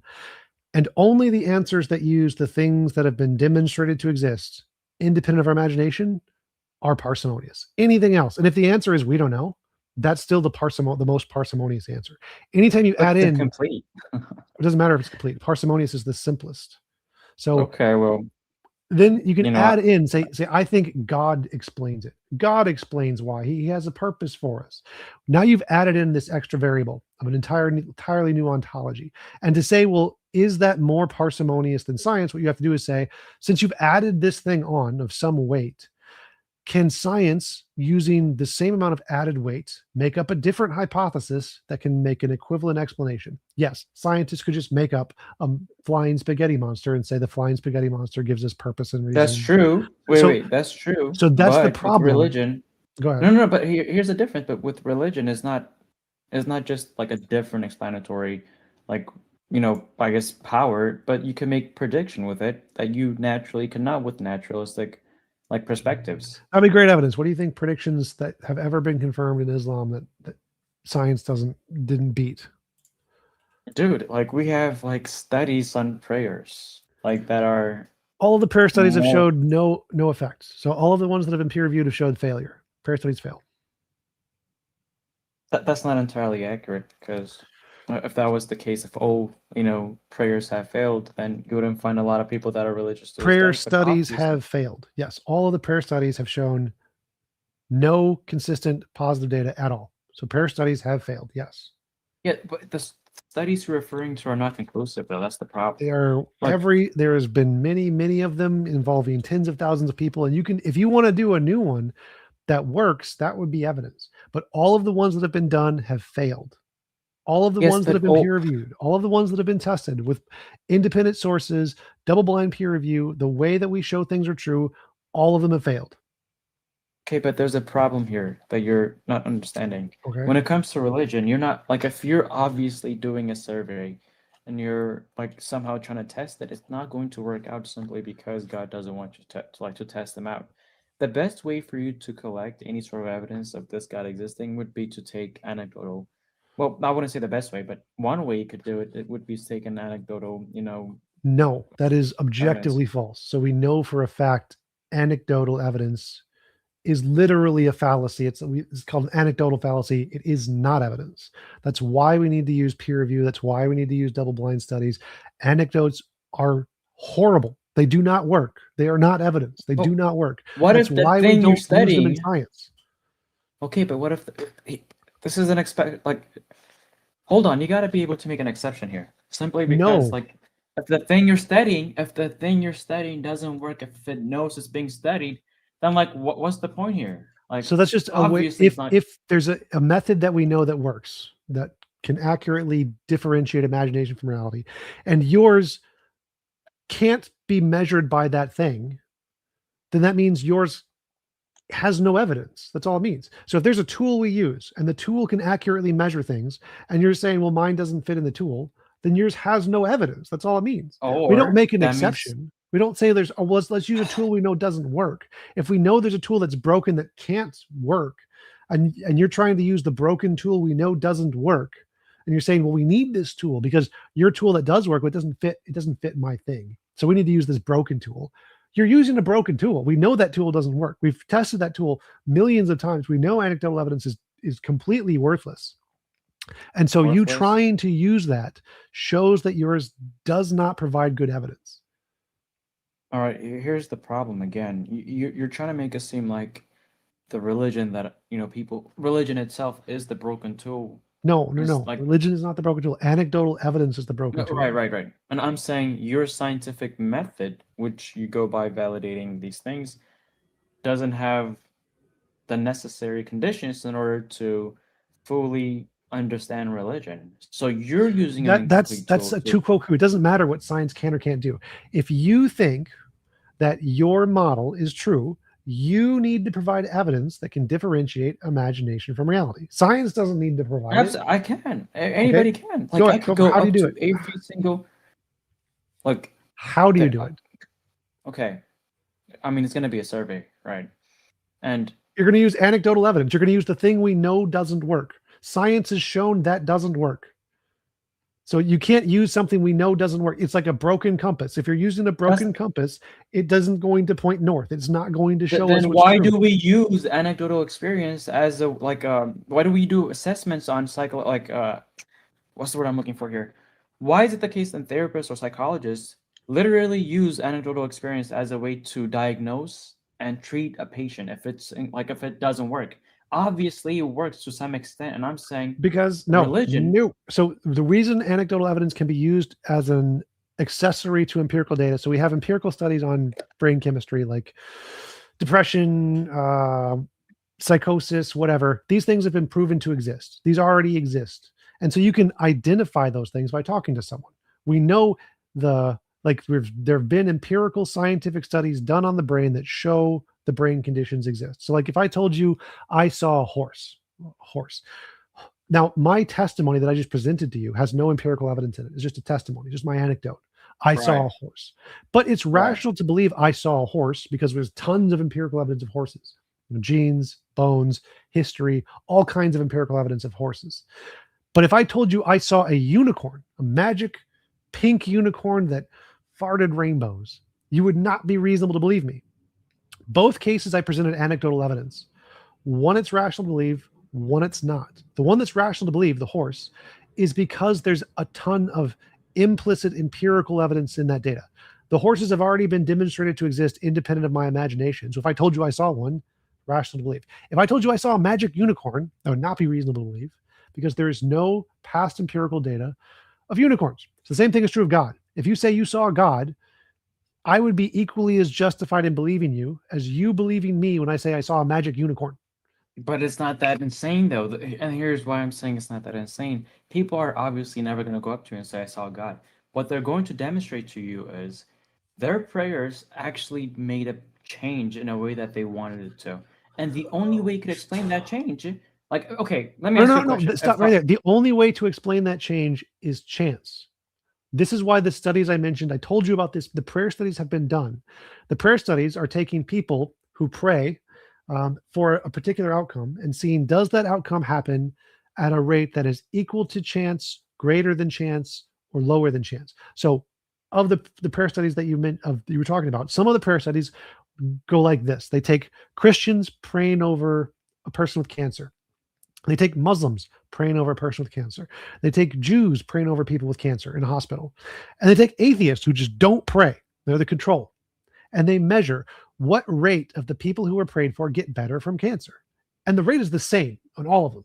It's the same. There's no difference. The prayer makes zero effect. And we do these studies repeatedly. We do it on all kinds of things. Can I find my car keys? Can I win the lottery? And every group prays for their God to do the thing. And everybody has the exact same results as the atheists who do no praying at all. So if you had a prayer study where you praying to your God and it actually worked at a higher rate than chance, that would be very good evidence. That would be a prayer study we should repeat and test and try to do. They've all failed. They don't work. Okay, that's interesting because I'm going through some studies right now, and it says right here, yes, several medical studies have reported positive results showing a link between prayer and improved health outcomes. That is not so a it is study the that prayer works. That's a study that prayer causes a placebo effect and a lowering of stress, which then causes Oh healing. my God. So does meditation. The meditation causes the exact same result. Like if So you, there's how our are studies you- that if you put a person on a side of a hospital that has trees out the window, they will recover faster by like 30%. If you put a person on the side of a hospital with the parking lot, they'd recover slower. That isn't a positive effect of prayer working. And that works in every religion, not just your religion. So that's not evidence of your God or any God. It's evidence that when people partake in an activity that lowers cortisol levels and gives them hope, their body recovers faster. That's all it is. It's fully explainable. And you can repeat it just by lowering their cortisol levels by giving them an SSRI or something. That is not evidence of prayer working. Okay. Yeah, I mean, if you're gonna say, that's obviously not gonna be prayer, then how would it be possible for somebody to demonstrate to you specifically that their prayer is working? Do a prayer study to your particular God and have Christians do a prayer for their particular God and have it work for yours more than the Christians, more than the atheists.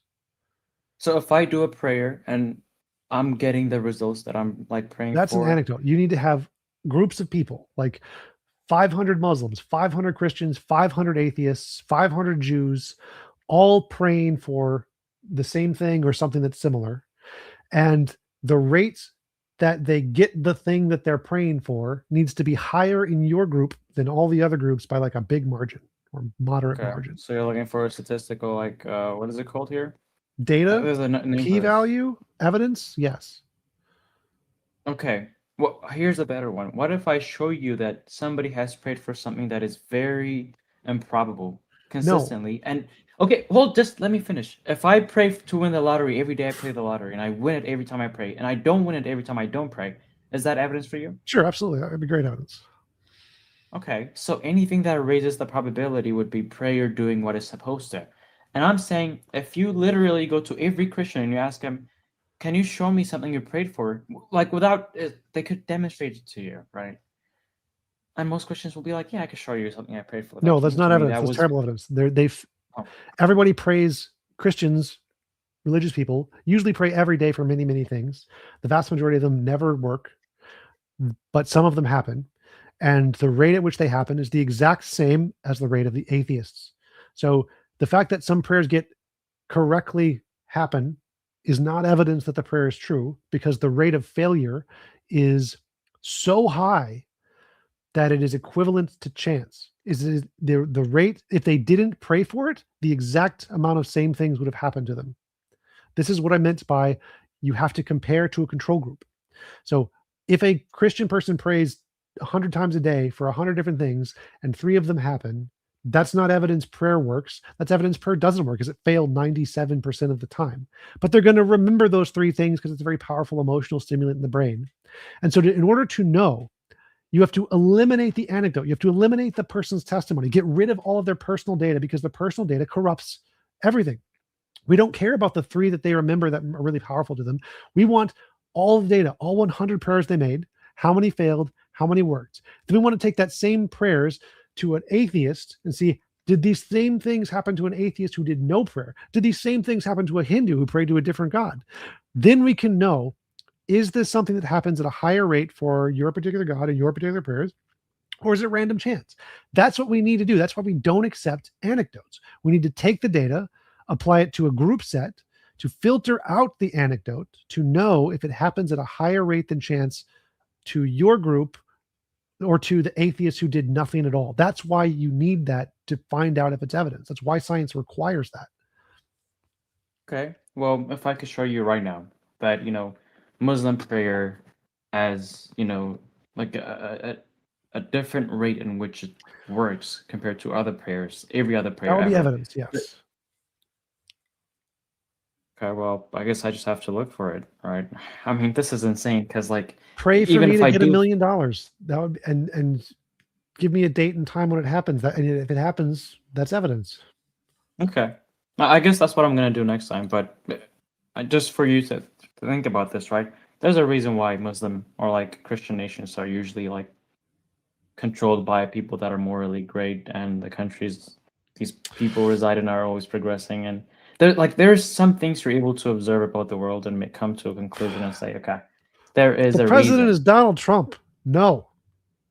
The opposite of that. Literally the opposite of that. Correct me if I'm wrong, but since 2000s, Donald Trump is probably the best, guy for forming diplomatic relationship with different. I'm not even gonna get into. No, like literally everyone hates him. Everyone, like there is the stock market has a term for Donald Trump. It's There's a term for taco. Donald Trump. Taco. Trump always chickens out. That is they made up a term to describe the economic effects Trump has on the market. It's called taco. Trump always chickens out. All of the EU Okay. hates Trump. Nobody wants to work with him. Nobody's helping him on anything. No, he is horrible. He is the worst president probably ever. He's probably an atheist too. I mean, there's a reason for. I'm just. He's supposedly a Christian, but I don't know. But of all of the world leaders, the people who are usually the most good are usually the ones who don't have a religious obligation in the background. That's absolutely not true. Because if you look at the statistics, right, the people that donate to charity, the people that are less likely Those to are get not world involved with leaders. crime. So the best world leaders are the ones that don't usually have a religious connotation. In the Dude, case European leaders, what? European North American leaders, they are. Those are mostly the comparatively- atheists. Mostly atheists. Most of those That's not countries, true. Sweden, Denmark, Norway, The UK is majority atheist. Most of the people in those countries are atheists. Most of the leaders in those countries are atheists. So like the best leaders in the world are the ones that are like the atheist ones who don't really believe anything. But in the context of charity, you mentioned charity. Right. It is true that religious people give more to charity, but secular people give more to healthcare. Healthcare saves more lives. That's not true. Wh- Religion What? saves more lives. What? I didn't even understand what you said there.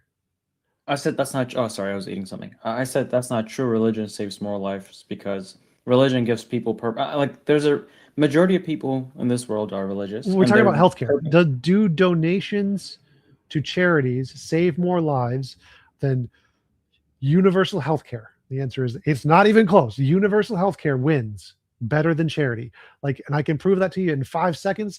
The No, United- TJ. What? The reason why you have civility, the reason why you have structure in the first place, the reason why you have healthcare in the first place, like the fundamental needed thing, is going to be religion. No. Without religion, you have The countries with the best healthcare and the best social safety nets are all majority atheists and have no religious connotations. that's Denmark is like 74% Christian. Finland is like 82 something Christian. Dude, there's no European country that's majority atheist. That's never been the case. What? Okay, European countries Denmark, religion. majority Denmark. atheists.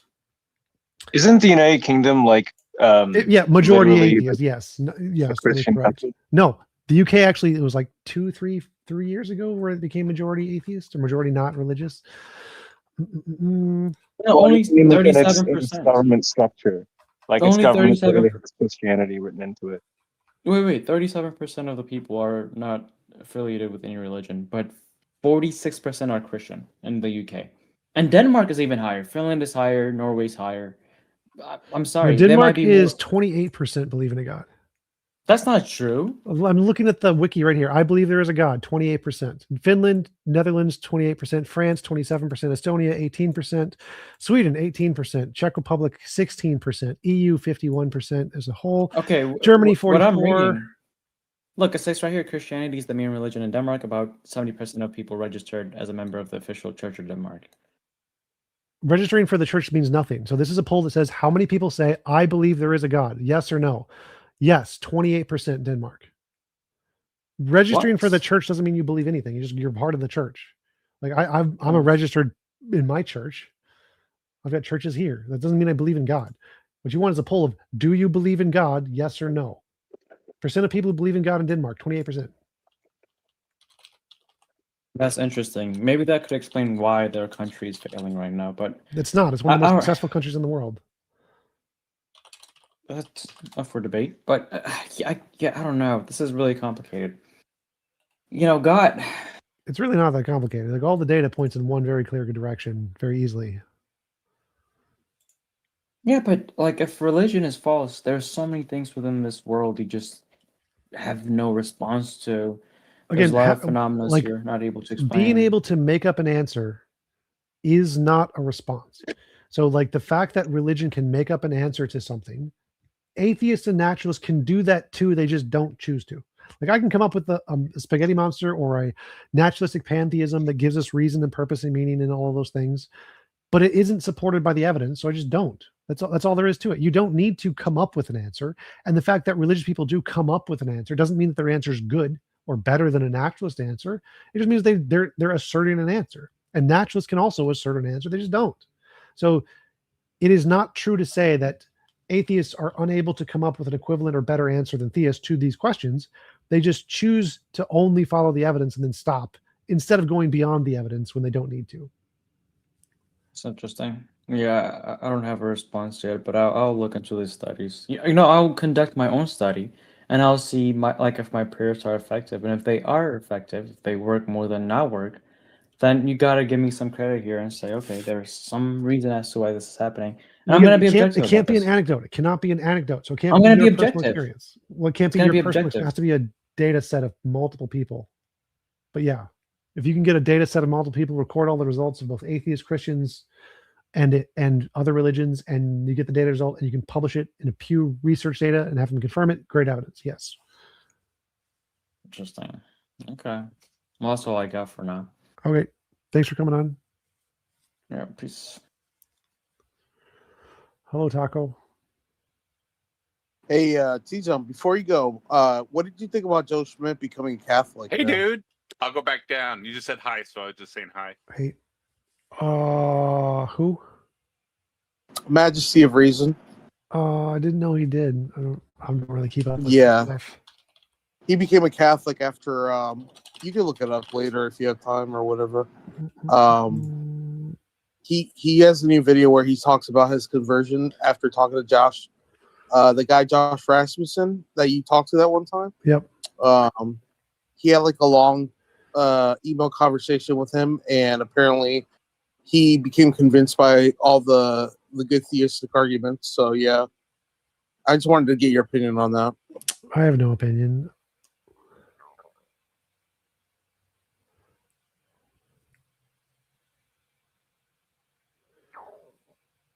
What do you think of the Turin shroud? Is that bullshit? Yeah, 100%. Yeah, I Like- thought so. I knew. I mean, I knew it was bullshit, but I never really looked into why it was bullshit. Well, the easiest answer is if you look at the face on the Shroud of Turin, the face is painted like a face. If you actually take a piece of cloth and put paint on your face and then put the piece of cloth over your face and lift it up, it's a circle. It gets a circle. It doesn't look like someone painted your face on a piece of cloth. So it is not physically possible for that to be a face. Like if you just take a piece of wet cloth or something and just lay it over your face and then pick it up, what you're going to see is not going to look like a face that's been painted on a piece of painting. And if you look at the Shroud of Turin, it looks like someone just painted on a face. It's exactly what it looks like. So why? So is that what it is then? It's like someone just made a fabrication in like the 14th century. I think it was like the 16th, but yeah, it was carbon dated, and they did confirm that it was. Yeah. Yeah, I remember watching like a documentary about it like a year ago, but I don't remember the details. Yep. I remember talking to a Christian, and he told me that the reason why he's a Christian is because of the Turin shroud, which is like even if I was a Christian, that seems like a ridiculous reason to be a Christian. Like, isn't the whole point of being a Christian is like, believe without seeing or something? Like you're saying, if it wasn't for this thing, you wouldn't be a Christian. I don't know if that, because like there are people who believe because there's a one famous scientist who converted because he saw 3 waterfalls or something. It's just whatever can cause a significant emotional shift inside of you is going to be the reason. And like it would happen to me too if I had a significant emotional shift, and it's not something you have control over. So I'm not going to like blame them for that or like see them as lesser. Like if there's a big emotional shift in your brain because of some kind of event or something you saw, and it causes you to be Christian, like I understand it. Like, That's a good point. Yeah, I guess I changed my mind on that.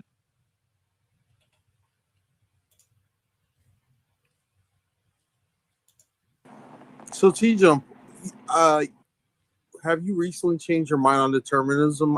I heard you say you're a compatibilist. So no. Compatibilism is the view that free will is compatible with determinism, so it's still determinism.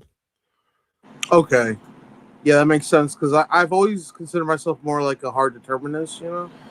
Like I feel like almost like the option of choice is almost like illusionary. Sure. So anyway, yeah, that's I was just wondering that. Yes, I am still a determinist. Taco, are you doing a stream tonight? There is a thing called choice, right? Like we believe in will, not free will. Yes. I'm taking the evening off to organize. I'm getting a video ready for tomorrow, and I'm taking the evening off. Cool. I'm trying to get some debates booked.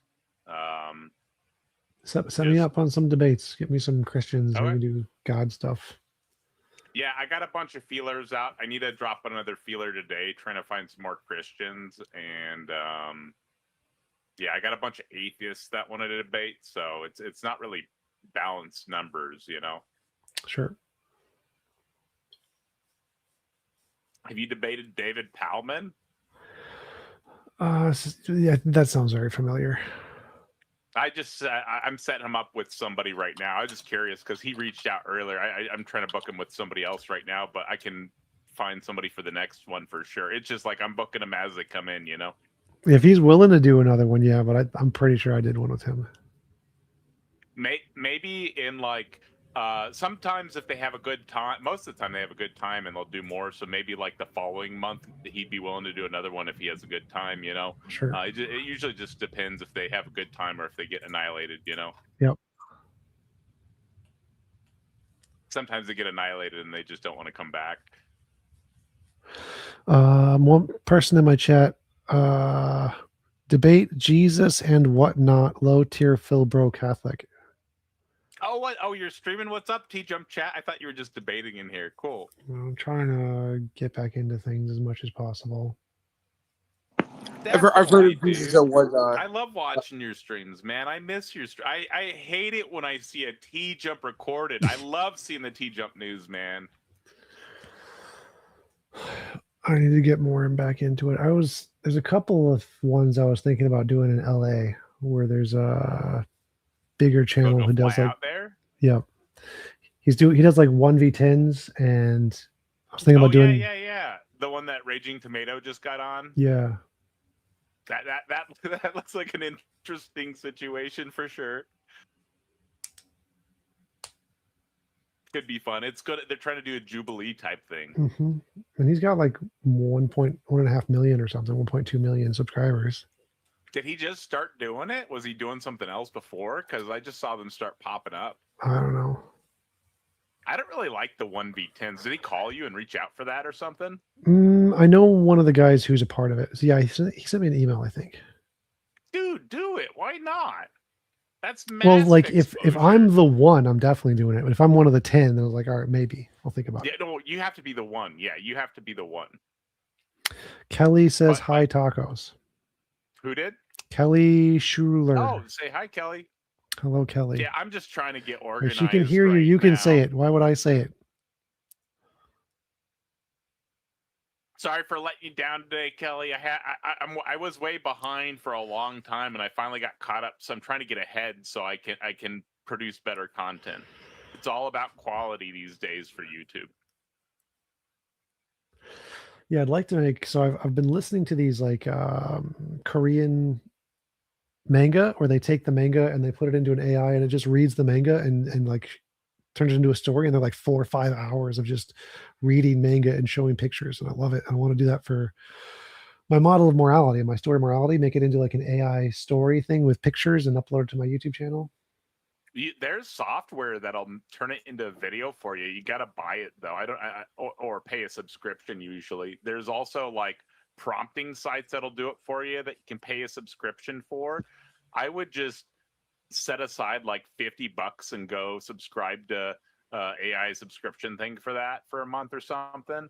Do you know which one would be good? Looking for something like that. I haven't used any. I probably need to find one honestly for better quality content. Like I know people don't like AI, but you can use AI in tasteful ways, right? Like I don't use AI for voices, for scripting in it. I mean, like I use it to organize some thoughts. Like I write out, this is what I'm talking about tonight. These are the points I'm covering. Can you help me organize my thoughts for my speech, right? But like I do that. I do images. I do clips in my videos, and I use it to find like bad words in the streams, right?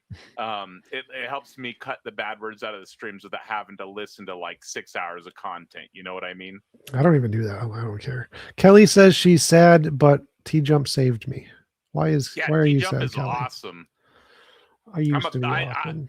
I was a fan of T-Jump for a long time. I just wanted to say to T-Jump's audience, I was a fan of T-Jump for a long time, and I was a nobody. I'm still a nobody, but I was more so of a nobody than I am now. And I reached out to T-Jump, and I think he was at like 10 or 15,000 subscribers. And I'm like, dude, I'm on Politics Discord. I'm getting ready to run an open panel with Randolph Richardson, and he came and he did that with us for like 1.5 years or 2 years. There was a little bit of disagreement between a couple people, and a couple people dropped out, right? And unfortunately, T-Jump was one of those. But like he was awesome, you know. And we debated people for years, right? It was a ton of fun. Unfortunately, I didn't record any of that. I was just like debating people on Discord, but T-Jump is awesome. I have, Very like, you nice can person. the Sunday shows. You can just strip them from my channel if you want them. Oh no! I mean, I'm doing different content now than Discord content, but those were good times, man.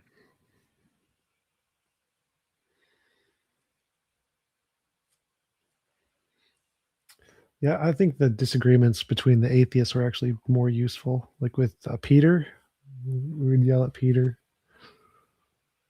Yeah, Peter got really mad at me, dude. Oh I yeah, didn't DM for him for like a year because I was sending like DMs in that group chat we had. You know, that group chat we had with everybody in it. I was sending DMs in there to not DMs, but like group messages saying, "Hey, we're doing this." And Peter wanted me to DM him back about something, and I guess I read the message and then like never responded. You know how sometimes you'll click a message and you get Mhm. more messages from people, and then you just like go on about your business and you forget about the. I did that, and he just never came to the panels, and I was just running the panels, you know, and I just didn't think about. I'd say like, Peter, you coming today? Like, what's going on in the group chat? Not thinking about DM because we had the group DM, and it's the same thing, you know.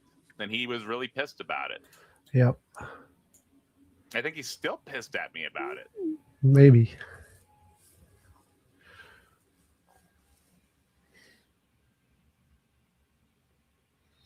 All right, I'm probably gonna head off. Good chatting. See you guys later. Peace out. Bye, Tom. Thanks for coming in.